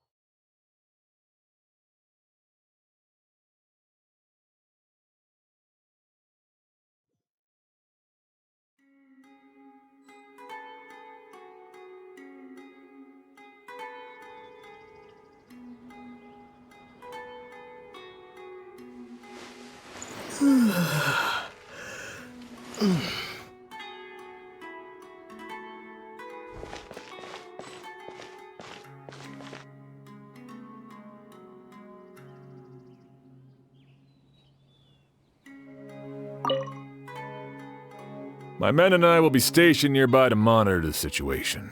A warning will be issued if any unusual activity is detected.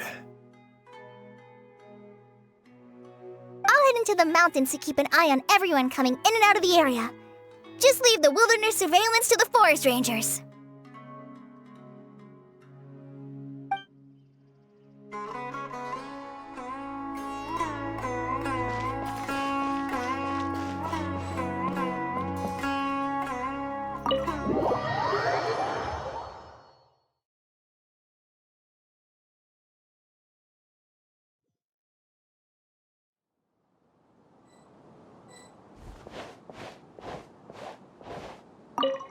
Shouldn't you be standing guard in the room next door?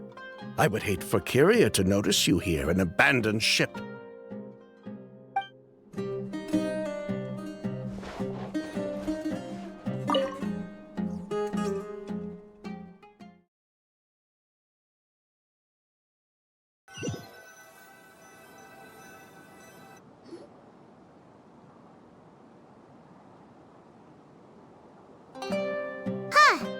Not a peep.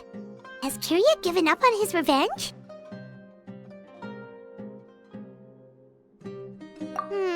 Guess we'll have to keep at it.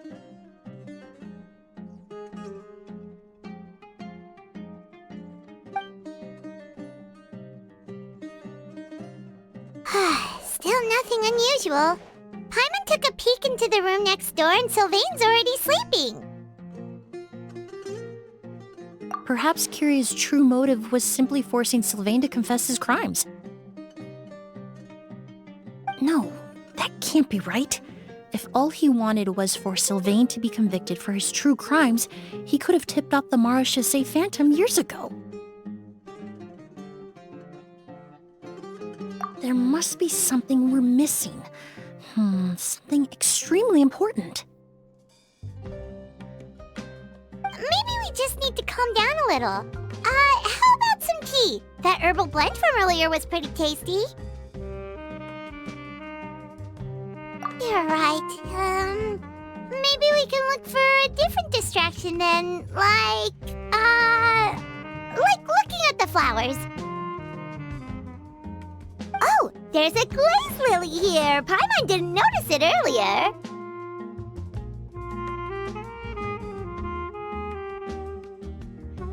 Flowers, glaze lilies, incense.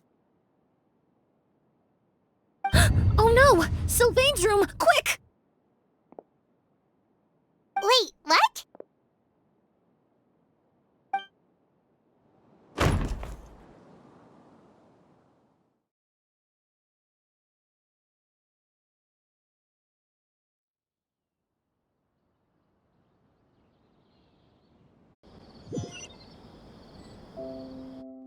Hey, did you hear? Someone was attacked again last night. It was the older of the merchant brothers, right? Yeah, I think his name was Sylvain. Poor guy was murdered in cold blood. First it was Mr. Edgar, then that merchant named Lucian, and now this.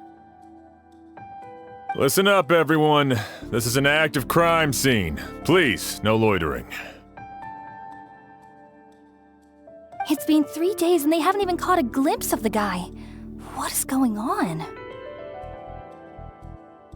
Do you think it could be the work of an evil spirit? I mean, how do you get away with something like that with so many people watching? Keep it moving, everyone. No loitering.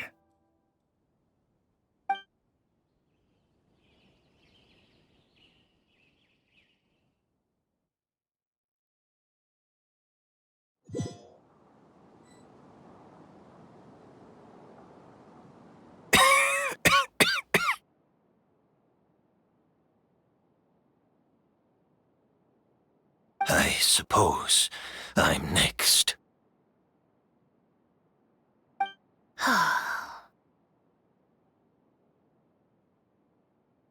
You don't know that.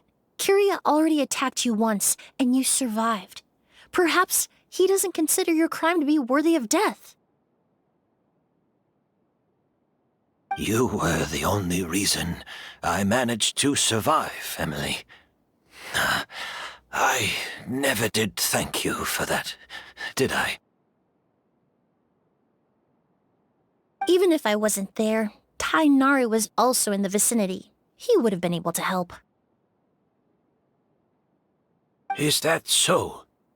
I suppose I'm a very fortunate person then. I have exceptional students, caring friends, and the respect of my peers. If it is indeed my time to go, then I'll die without regrets. But Kyria has nothing. Yelena is gone. Now his enemies are too. It really makes you wonder if there's even a reason to keep on living. If you really want an answer, I suppose you'll have to ask Kyria himself, once we finally catch him.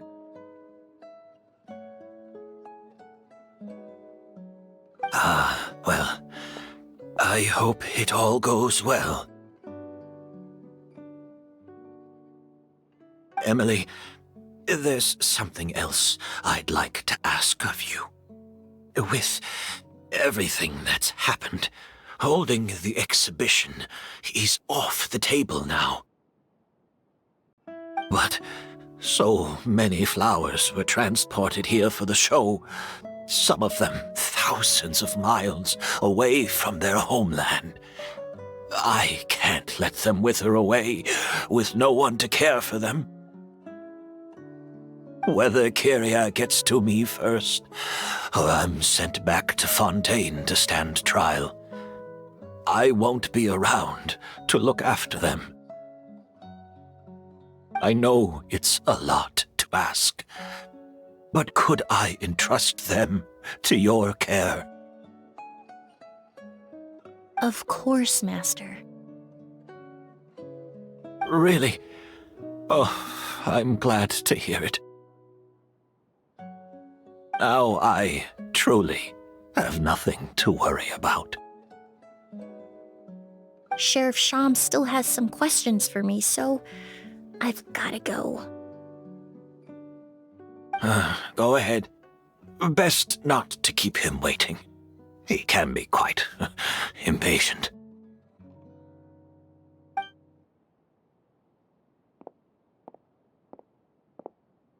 I'm sorry, Master.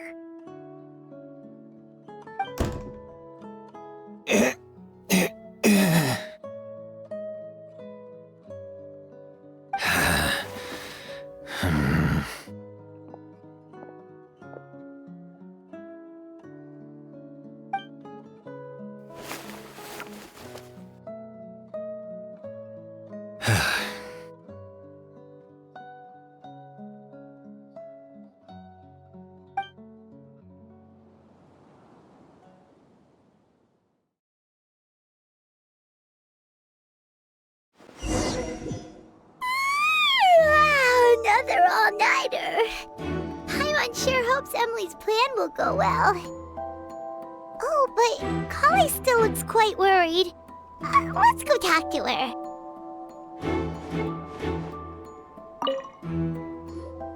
Emilie still isn't back. I hope she didn't run into any trouble. Yeah, that's true. Traveler, I had my men start spreading the information you requested. The crowd is gone now too, but I have to admit, I'm not really sure what's going on. After listening to Emilie's plan, I started getting the materials together and arranging personnel. I barely had a second to spare last night. To be honest, I'm still not sure how the crime was committed that night. The key clue was right in front of us the entire time!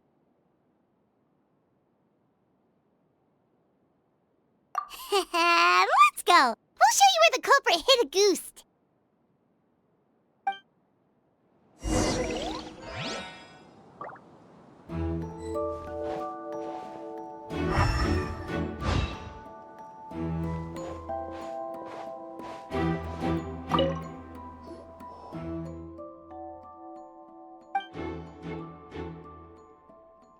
Wasn't this incense originally in Lucien's room? It must have been moved here before nightfall yesterday.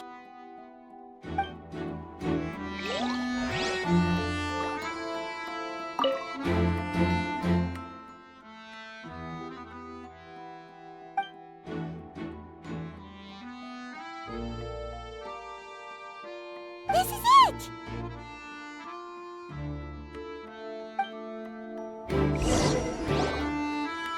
The glazed lily, huh? I think I've heard of it before. It's a flower from Liyue, right?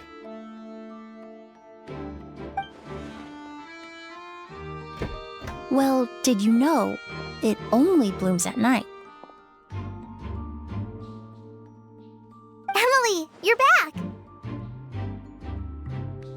Exactly as expected. A flower that only blooms at night. Ah, like the Neelitpala lotus. Exactly. Although the Neelitpala lotus wouldn't be a good substitute in this scenario. When it's closed, the gaps between the petals are too large.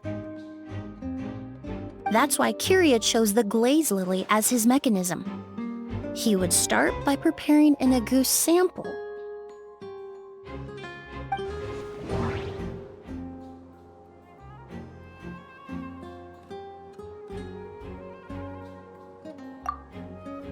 If applied to the outside, you would still be able to smell Auguste, even in the daytime.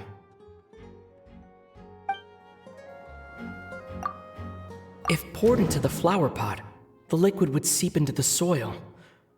That might prevent the substance from taking effect.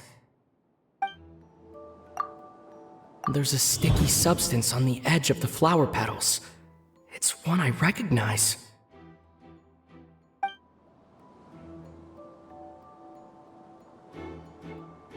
If you stick the petals together with slime condensate, then, in the daytime, the glaze lily would act almost like a hidden container.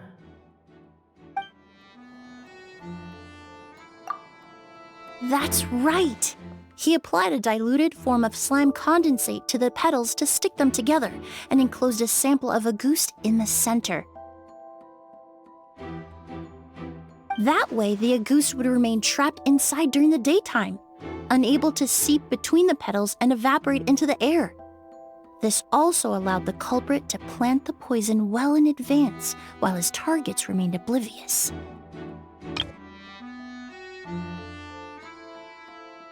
However, the diluted slime condensate wouldn't be viscous enough to prevent the petals of the glaze lily from opening at night. So by nightfall, the flower would bloom, thereby forcing the target to inhale the Auguste trapped inside. And Kyria could execute his revenge without having to step foot inside the room during the night. By the next morning, the sample of Auguste would have nearly fully evaporated. The glaze lily would have already closed its petals, and any lingering odor would be concealed by the fragrance of the other flowers in the room. Wait a second. You're telling me this version of Auguste is so toxic, inhaling the minute amount trapped inside a flower is enough to kill a grown man? And how did Edgar even survive ingesting a whole bottle of the stuff? That's because Auguste is just as dangerous now as it was all those years ago. The level of toxicity has never changed. Only a small subset of people are truly at risk. Ah, you mean people who are sensitive to elemental energy. So it's just some sort of happy coincidence that Sylvain and Lucien are allergic to the stuff? That can't be right. They were involved in the operation all those years ago. If the stuff gave them a bad reaction, they would have known from the very start. I wouldn't use the word allergic necessarily. It's more like they're susceptible to its effects. But that distinction isn't important right now. You can think of it this way. It's not that Sylvain and Lucien are innately sensitive to elemental energy, but that Kyria found a way to ensure that they would be.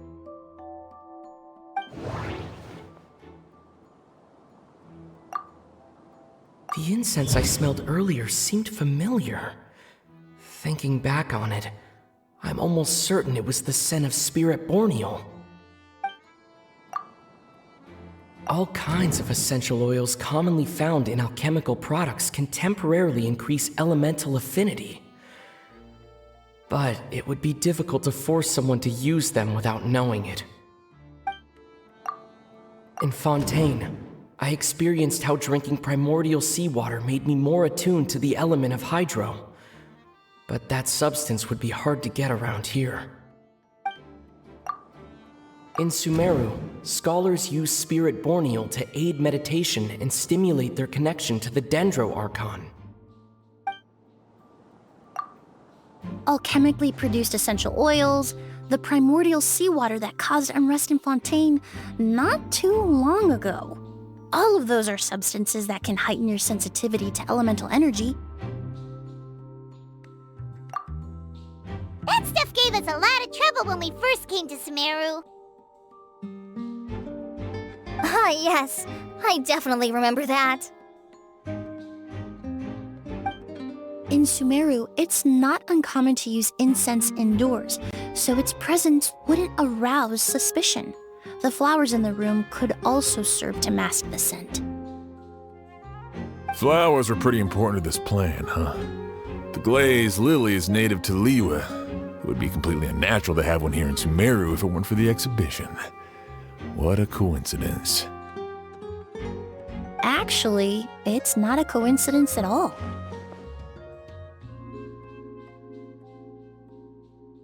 No wonder he was willing to pay a small fortune to rent out the hotel.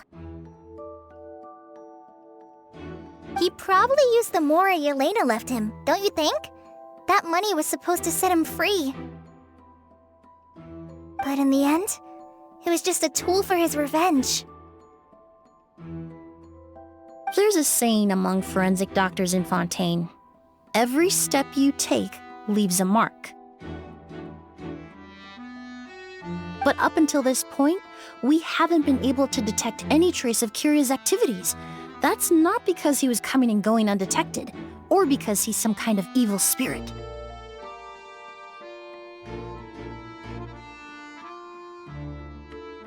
but because he's been disguised as someone else this entire time.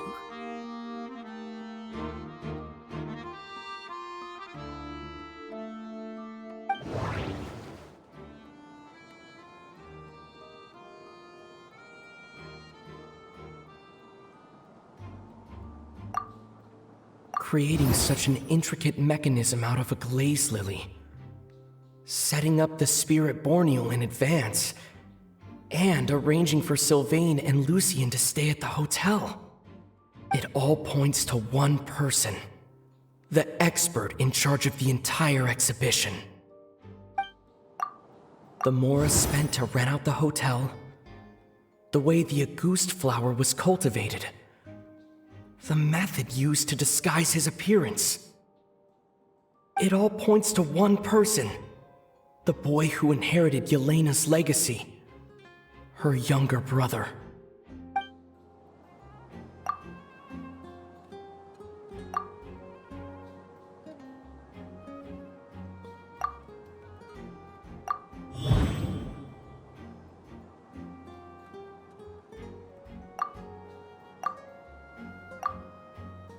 Kyria and Edgar are one and the same.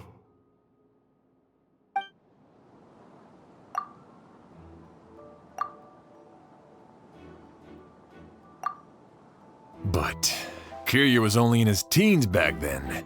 He wouldn't even be 40 years old by now. Edgar's lived here for so many years. Even if he changed his appearance, going that long without giving anything away, it would be impossible. Bad news, Sheriff! Mr. Edgar was attacked! What? A dark shadow-like figure just ran out of his room. It was giving off a really ominous aura. But before we could even react, the figure up and disappeared like some sort of ghost or something. By the time we got a look inside the room, Mr. Edgar was gone. Do you think Kyria kidnapped him? I need you to think very carefully about this. Are you certain that figure wasn't Edgar himself? I mean, Mr. Edgar was so frail. I don't see how he could have moved that fast. It would seem Master decided to tap into an ill-advised source of power. What? But that's so dangerous with the condition he's in. It's... But why? Why would he do that? He's already accomplished his revenge. No. If his aim was to target everyone who had a hand in Yelena's death... If he left Sylvain alive yesterday, not out of a desire to see him suffer, but to confirm the truth about why Yelena chose to die... Then there's still one target left.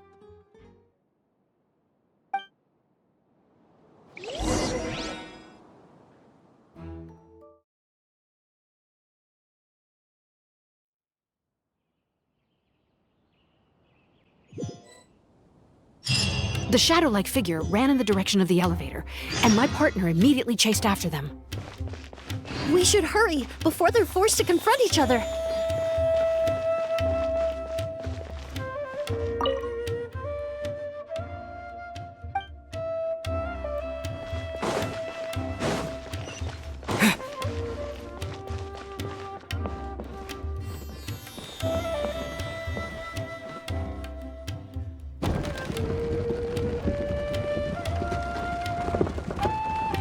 Where in the world did he go?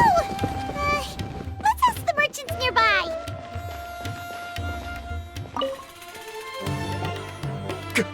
A ghost! It's a ghost! It's all right. Please, calm down and take a deep breath. Can you tell us what you saw? I saw a black shadow. It ran right past me.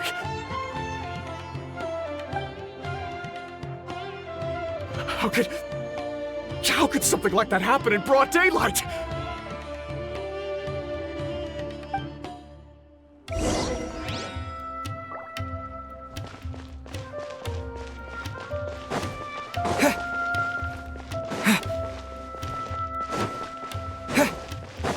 This is terrifying.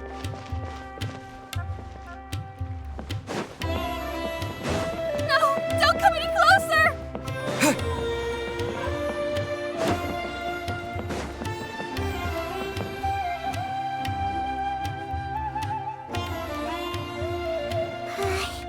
If we go any further, we'll be out of Port Ormos. There'll be hardly any witnesses.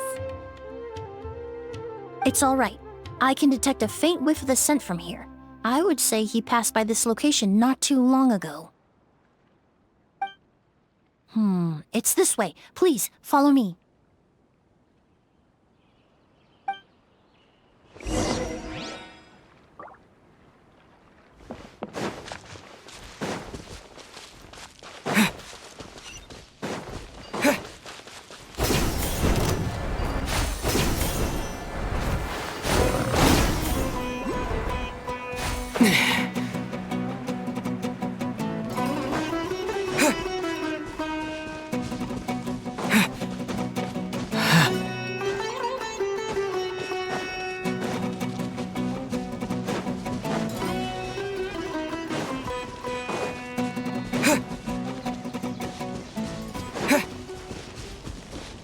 The scent is getting stronger. This must be the place.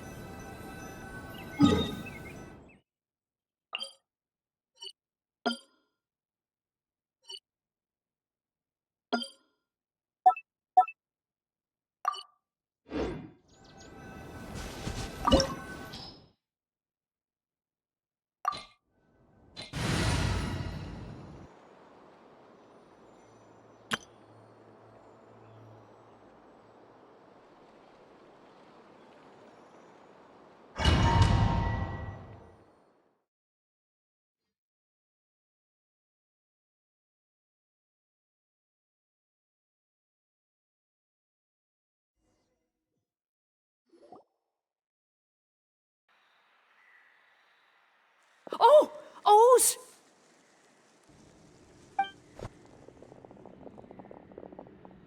Are you all right? Were you attacked? No, I'm all right. I was just chasing after that figure, and then all of a sudden, I didn't feel so hot. Let me take a look. The air definitely feels heavy. It smells nice, but for some reason, it's hard to breathe. This feeling. I've encountered it before. Everything looks all right. It was probably just the stress of the chase, combined with the impact of the environment. A bit of rest would do you some good. I can't rest. Mr. Edgar is still in there. He taught my sister how to make perfume.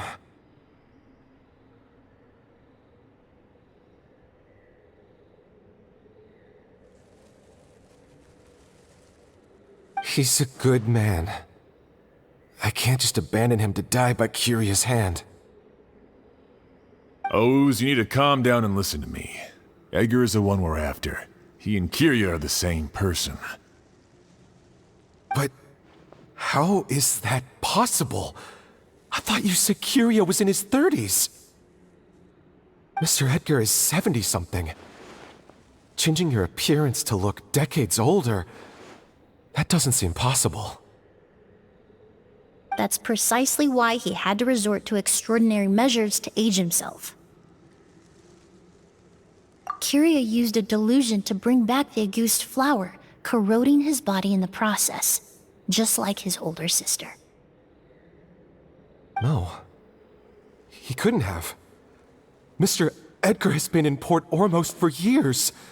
If someone started impersonating him all of a sudden, we would have noticed. And what if the impersonation started before he ever set foot in Sumeru?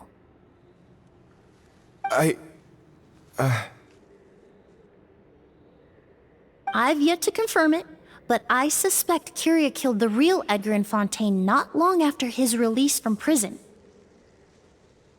While Edgar was incarcerated, Curia started making preparations to replace him, including forcefully aging his body, studying perfumery, and planning the real Edgar's demise.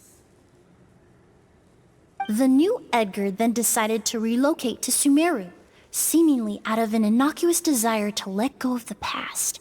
He even left perfume making in favor of mentoring students, but these decisions were all for a specific purpose: the need to distance himself from anyone who might see through the facade. And Sumeru fit the bill to a T, with no one around to question his identity. All he had to do was grow a beard, don a pair of glasses, make a few minor alterations to his appearance, and everyone would believe he was exactly who he claimed: Edgar, a perfumer from Fontaine. As the years went by, he removed his disguise little by little and continued to refine his skills. It would have been a gradual process, one that ensured no one around him would notice anything unusual. That explains why Sylvain said he barely recognized Edgar back at the hotel! He aged himself decades beyond his years just so he could accomplish his revenge! Is that even worth it?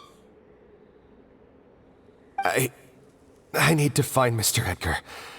He's not that kind of person. He can't be.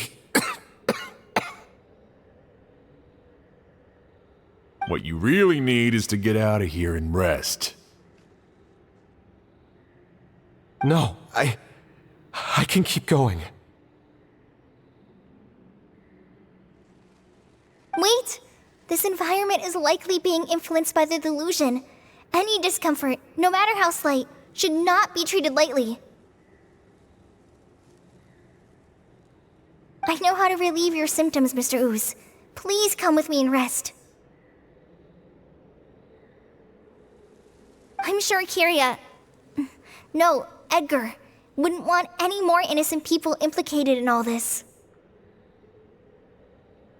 Kale's right. The Traveler and I will take things from here. From our brief exposure to Auguste, it would seem the substance has little effect on us. This leads me to believe those blessed with a vision or capable of wielding elemental power are more resistant to the effects of abnormal elemental energy. In other words, this environment doesn't pose as much of a risk to us. Actually, now that I think about it, this stronghold likely has multiple points of entry. If the target were to escape from a different point of entry, that might allow him to evade capture. I hate to trouble you, but we need people to survey the perimeter.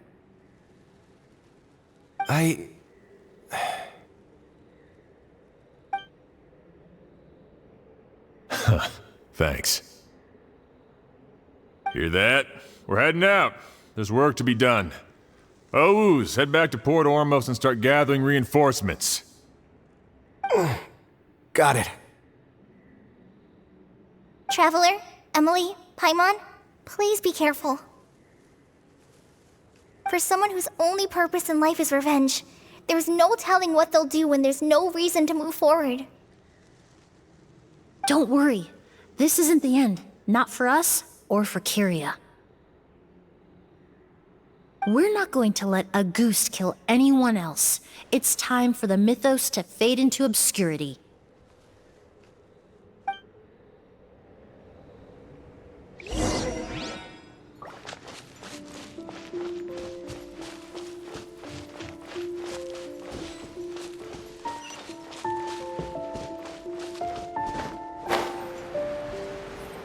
Monsters. Perhaps they were attracted here by the increased level of elemental energy.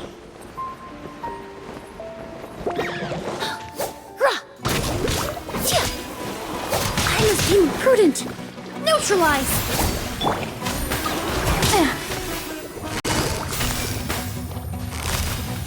Busted!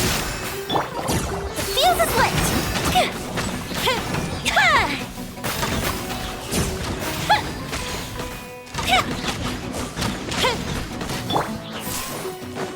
Extract! Yeah!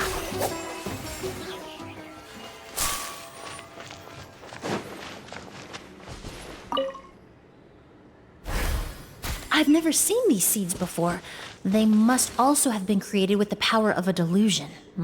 It seems to be avoiding us, and there's no other way forward. Perhaps we could try luring it to the edge of the cliff.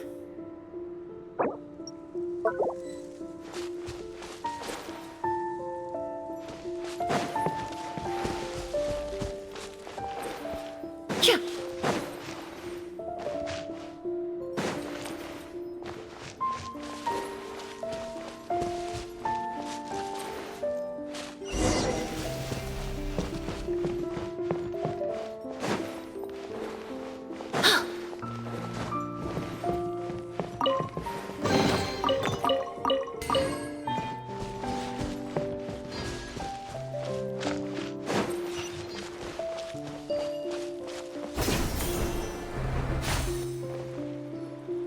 Whoa, look at all the Auguste flowers!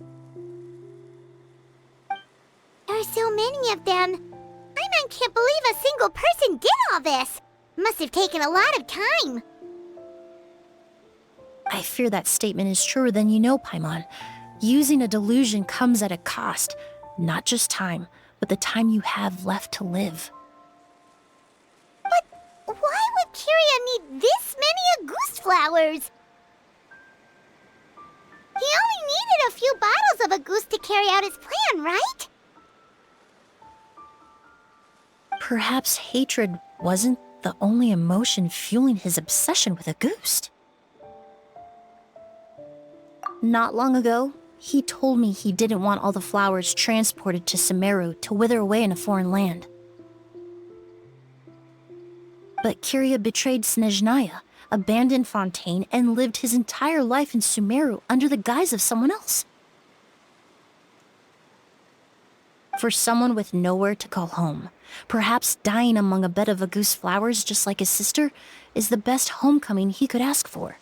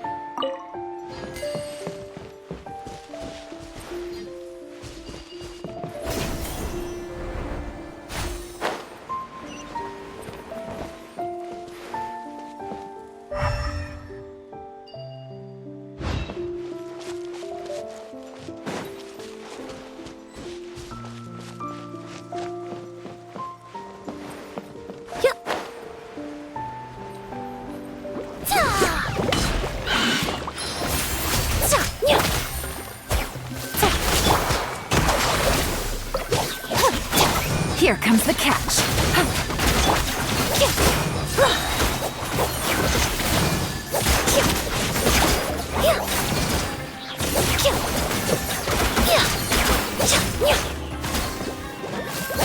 Neutralize! Gotcha. This'll brighten up the place. Our bond is strong.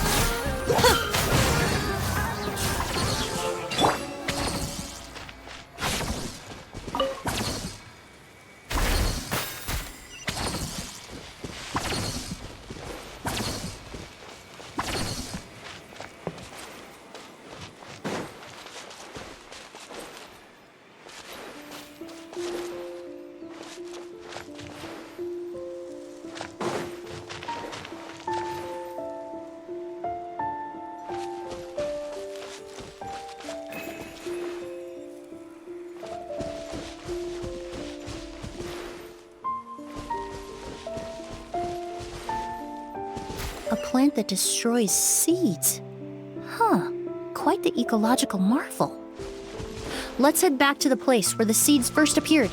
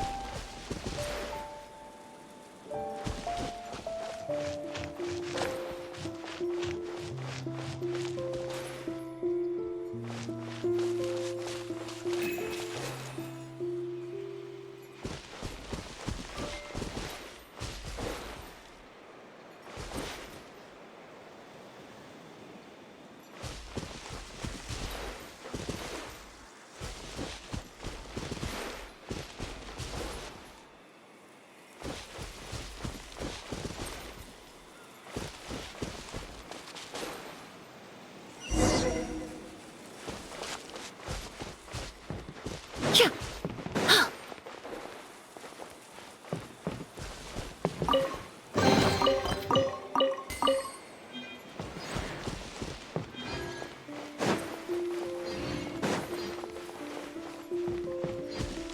The scent of flowers is getting stronger. We're almost at the end.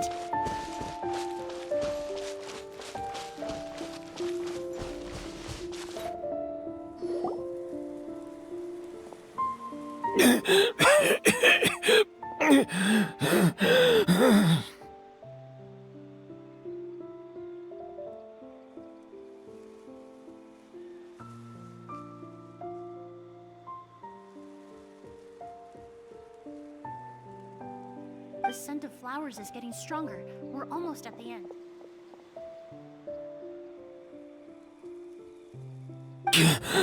Did they catch up that fast? No. My strength is just waning.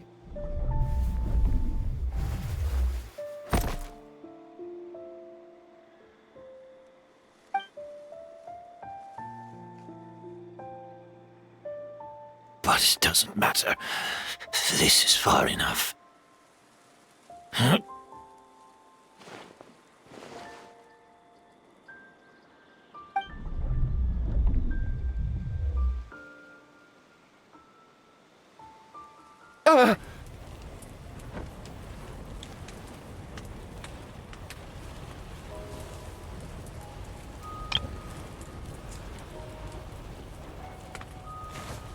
This is a garden of Auguste flowers. But it's not mine. It's the one that was set on fire all those years ago in Fontaine. Yelena?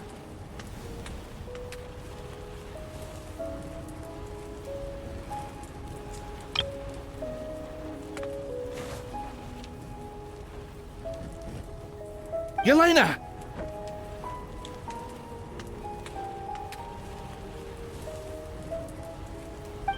You tried to hide it from me, but I always understood. The reason why you continued to use the delusion, the reason why you set your garden on fire, it was all because of me.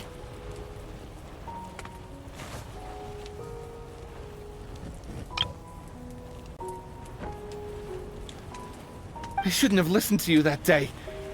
I shouldn't have taken the Mora and ran. But by the time I realized something wasn't right, there was nothing left. The flowers were gone. And so were you. I know I'm almost 20 years too late. I should have come looking for you earlier. I should have died with you that day!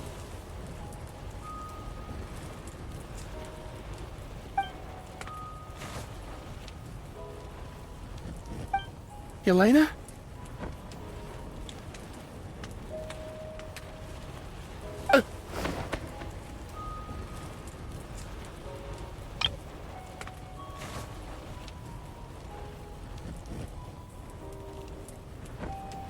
Yelena!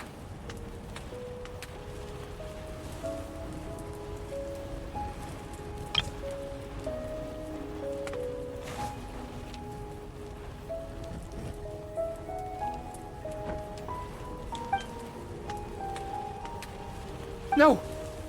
Don't leave me! Please!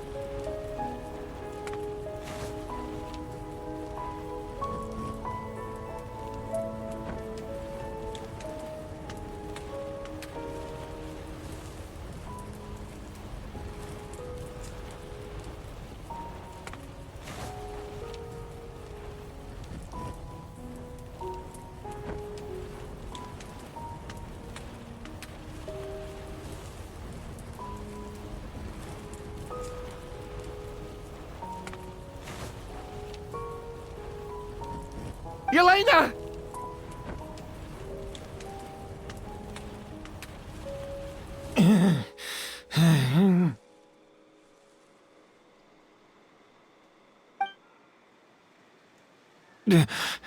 Emilie?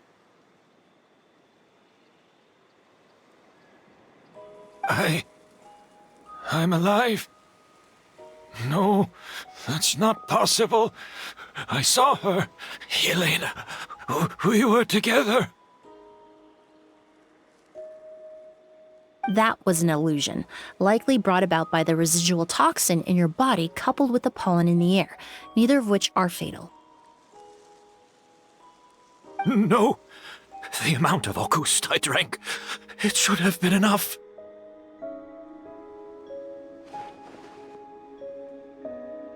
A fake? But how?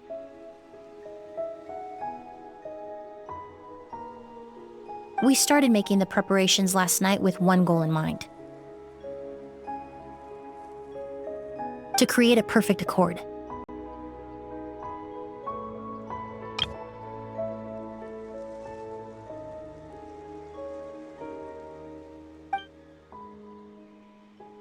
The accord is the basis of perfume making, the product in its most primitive form.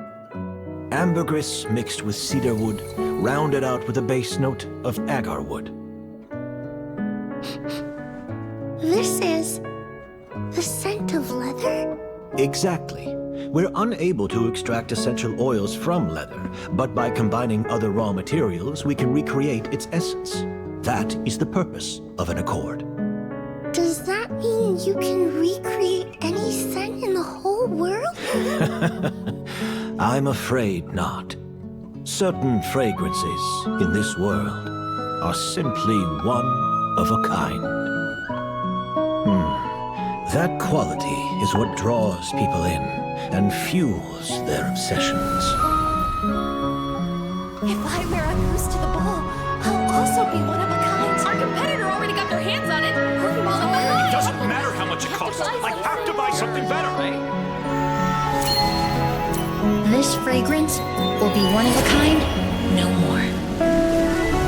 Myths can be deconstructed, miracles can be recreated. All it takes is skill, experience, limitless exploration, and a little patience.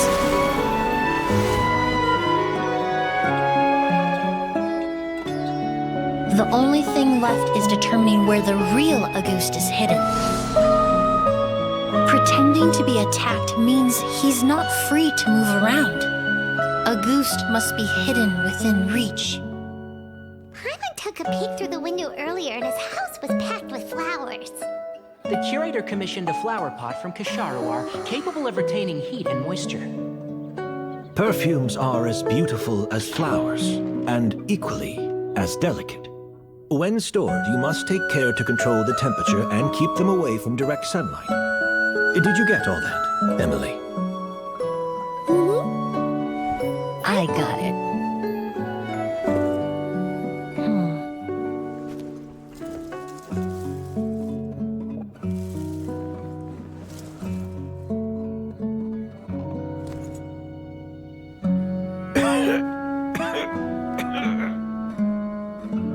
Did you hear?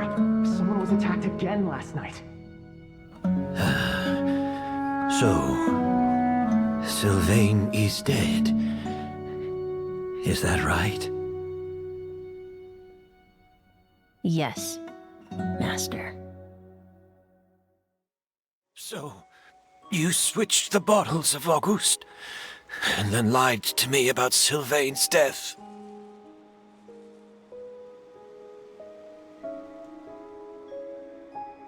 Convincing you that your revenge had been completed was the easiest way to get you to let down your guard.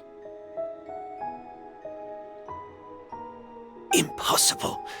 Even if you found a way to switch out the bottles, there's no way you could have made an accord.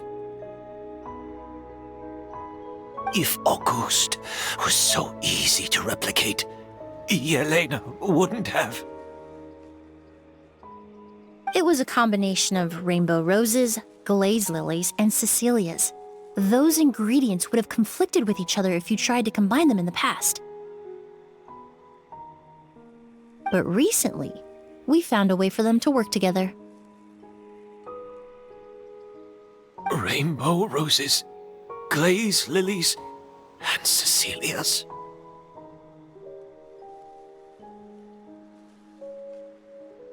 Auguste was created over 10 years ago. All this time, people never stopped analyzing it, never stopped trying to recreate it. Perfumery techniques are advancing day by day. We've found better ways to extract essential oils, separate oils and fats. We even discovered new ways to combine fragrances together. The mythos surrounding Auguste may have been untouchable almost 20 years ago, but now it's time for it to become a thing of the past. The past? You've been working as a perfumer for all these years.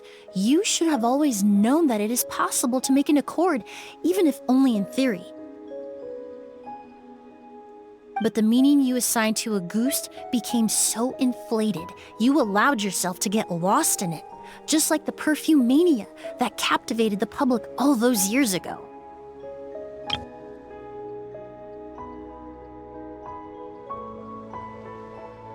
You believed in its divinity and grandeur. You believed it was entirely one of a kind.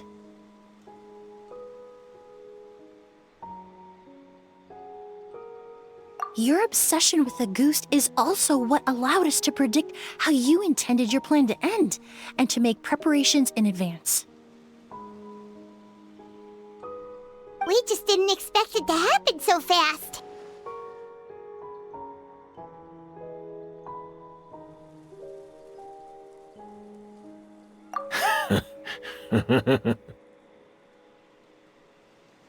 Well, you hit the nail on the head now, didn't you?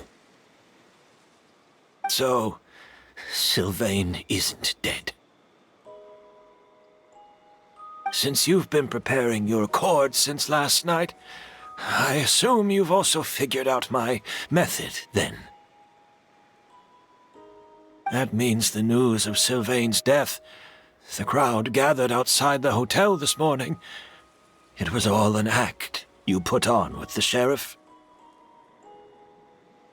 Yes. If we hadn't, you might have resorted to the delusion out of desperation, or continued to use your Spirit Borneal and Auguste combination to wreak havoc.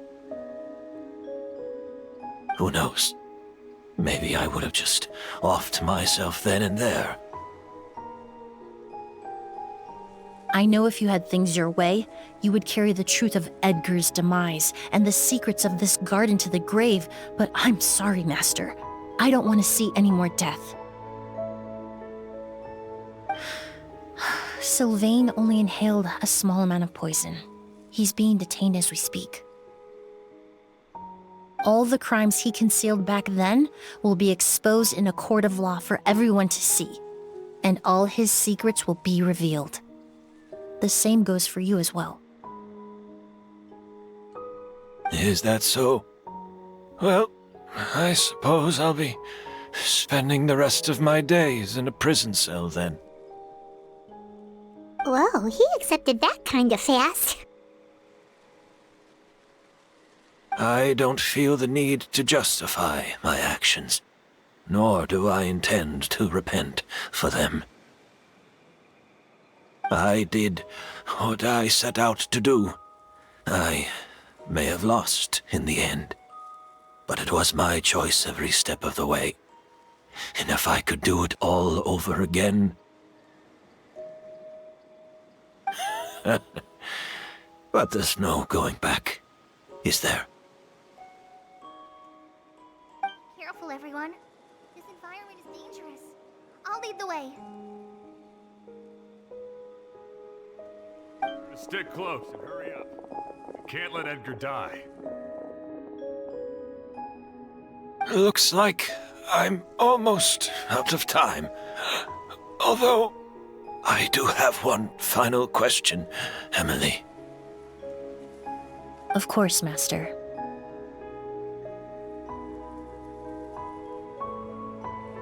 The combination you used to make your accord. How did you figure it out? The scent of Auguste is complex and varied, yet the main ingredient consists of a single variety of flower. So, as I was analyzing the sample yesterday, I got to thinking, what if the scent of the Auguste flower was already imbued with that complexity during its cultivation? You're saying Yelena designed Auguste to have the scent of multiple flowers? Rainbow roses, glaze lilies, cecilias.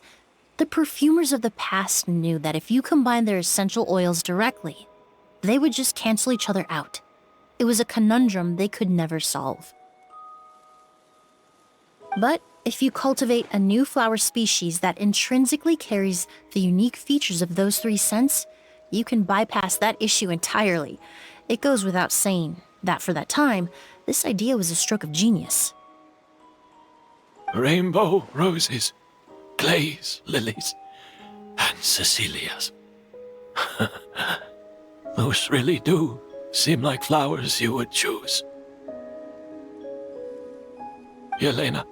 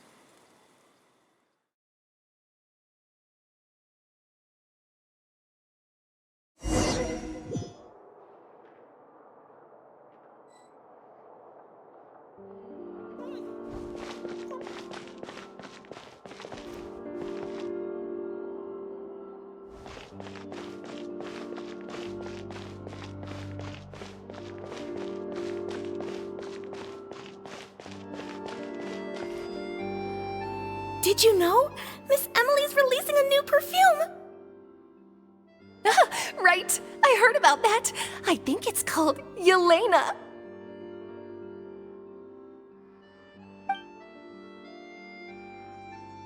Seems like everyone in Fontaine is talking about the new perfume you're releasing. I was hoping to release it without such a fuss, but the news spread way faster than I expected.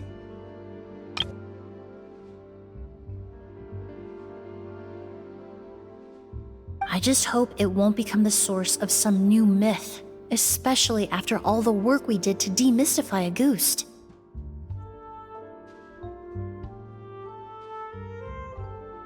I did, although I made a few modifications to the formula to make the scent more pleasant and long-lasting. I actually brought a few samples with me today. I hope they're to your liking. Also, I was hoping you could try out the fragrance before I officially release it and tell me your thoughts. Of course! A good sense of taste and sense of smell go hand in hand, you know? Just leave it to Paimon!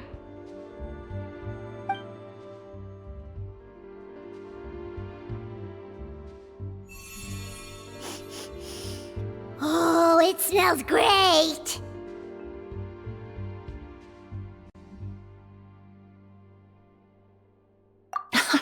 It's alright. All feedback is worth considering. Besides, when it comes to perfume, commenting on whether it smells good is the most straightforward assessment you can ask for. There doesn't always have to be a deeper meaning. Right! Do those flowers have some special meaning? Hearing their names seemed to have an effect on him.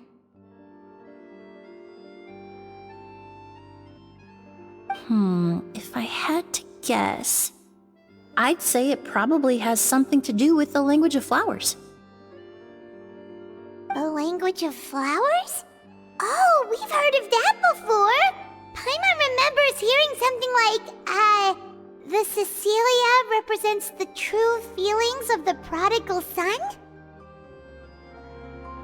What each flower is said to represent varies by person and across different moments in history. The same is true for the flowers that make up the scent of Auguste. After returning to Fontaine, I did some research, and it turns out the meanings of those 3 flowers can be reassembled to form a single phrase. Forget the past and keep on living. Perhaps that's the legacy Yelena always intended, not the nobility and grandeur most people associate with Auguste.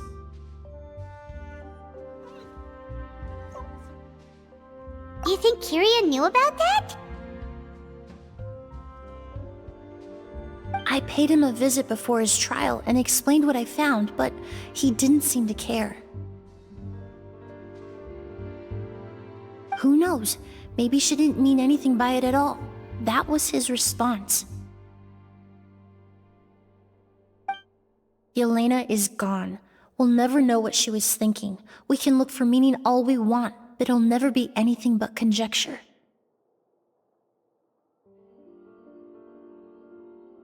Even if that is what she was trying to say, I would never be able to forget her.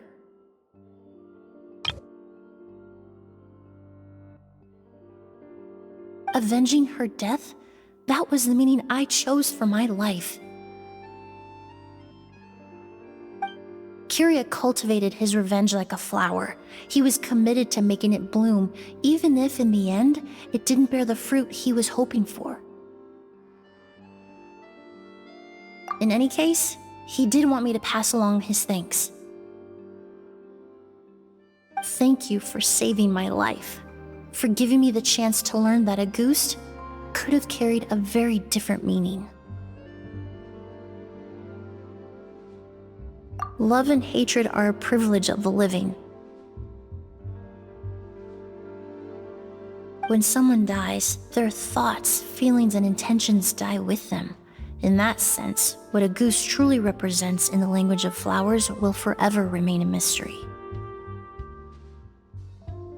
But even if it's only a conjecture, I would like to believe my own interpretation.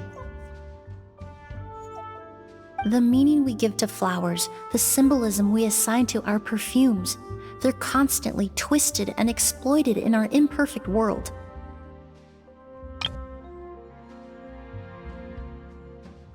And yet, at the very outset, they're born from the simplest and most beautiful desires we hold in our heart.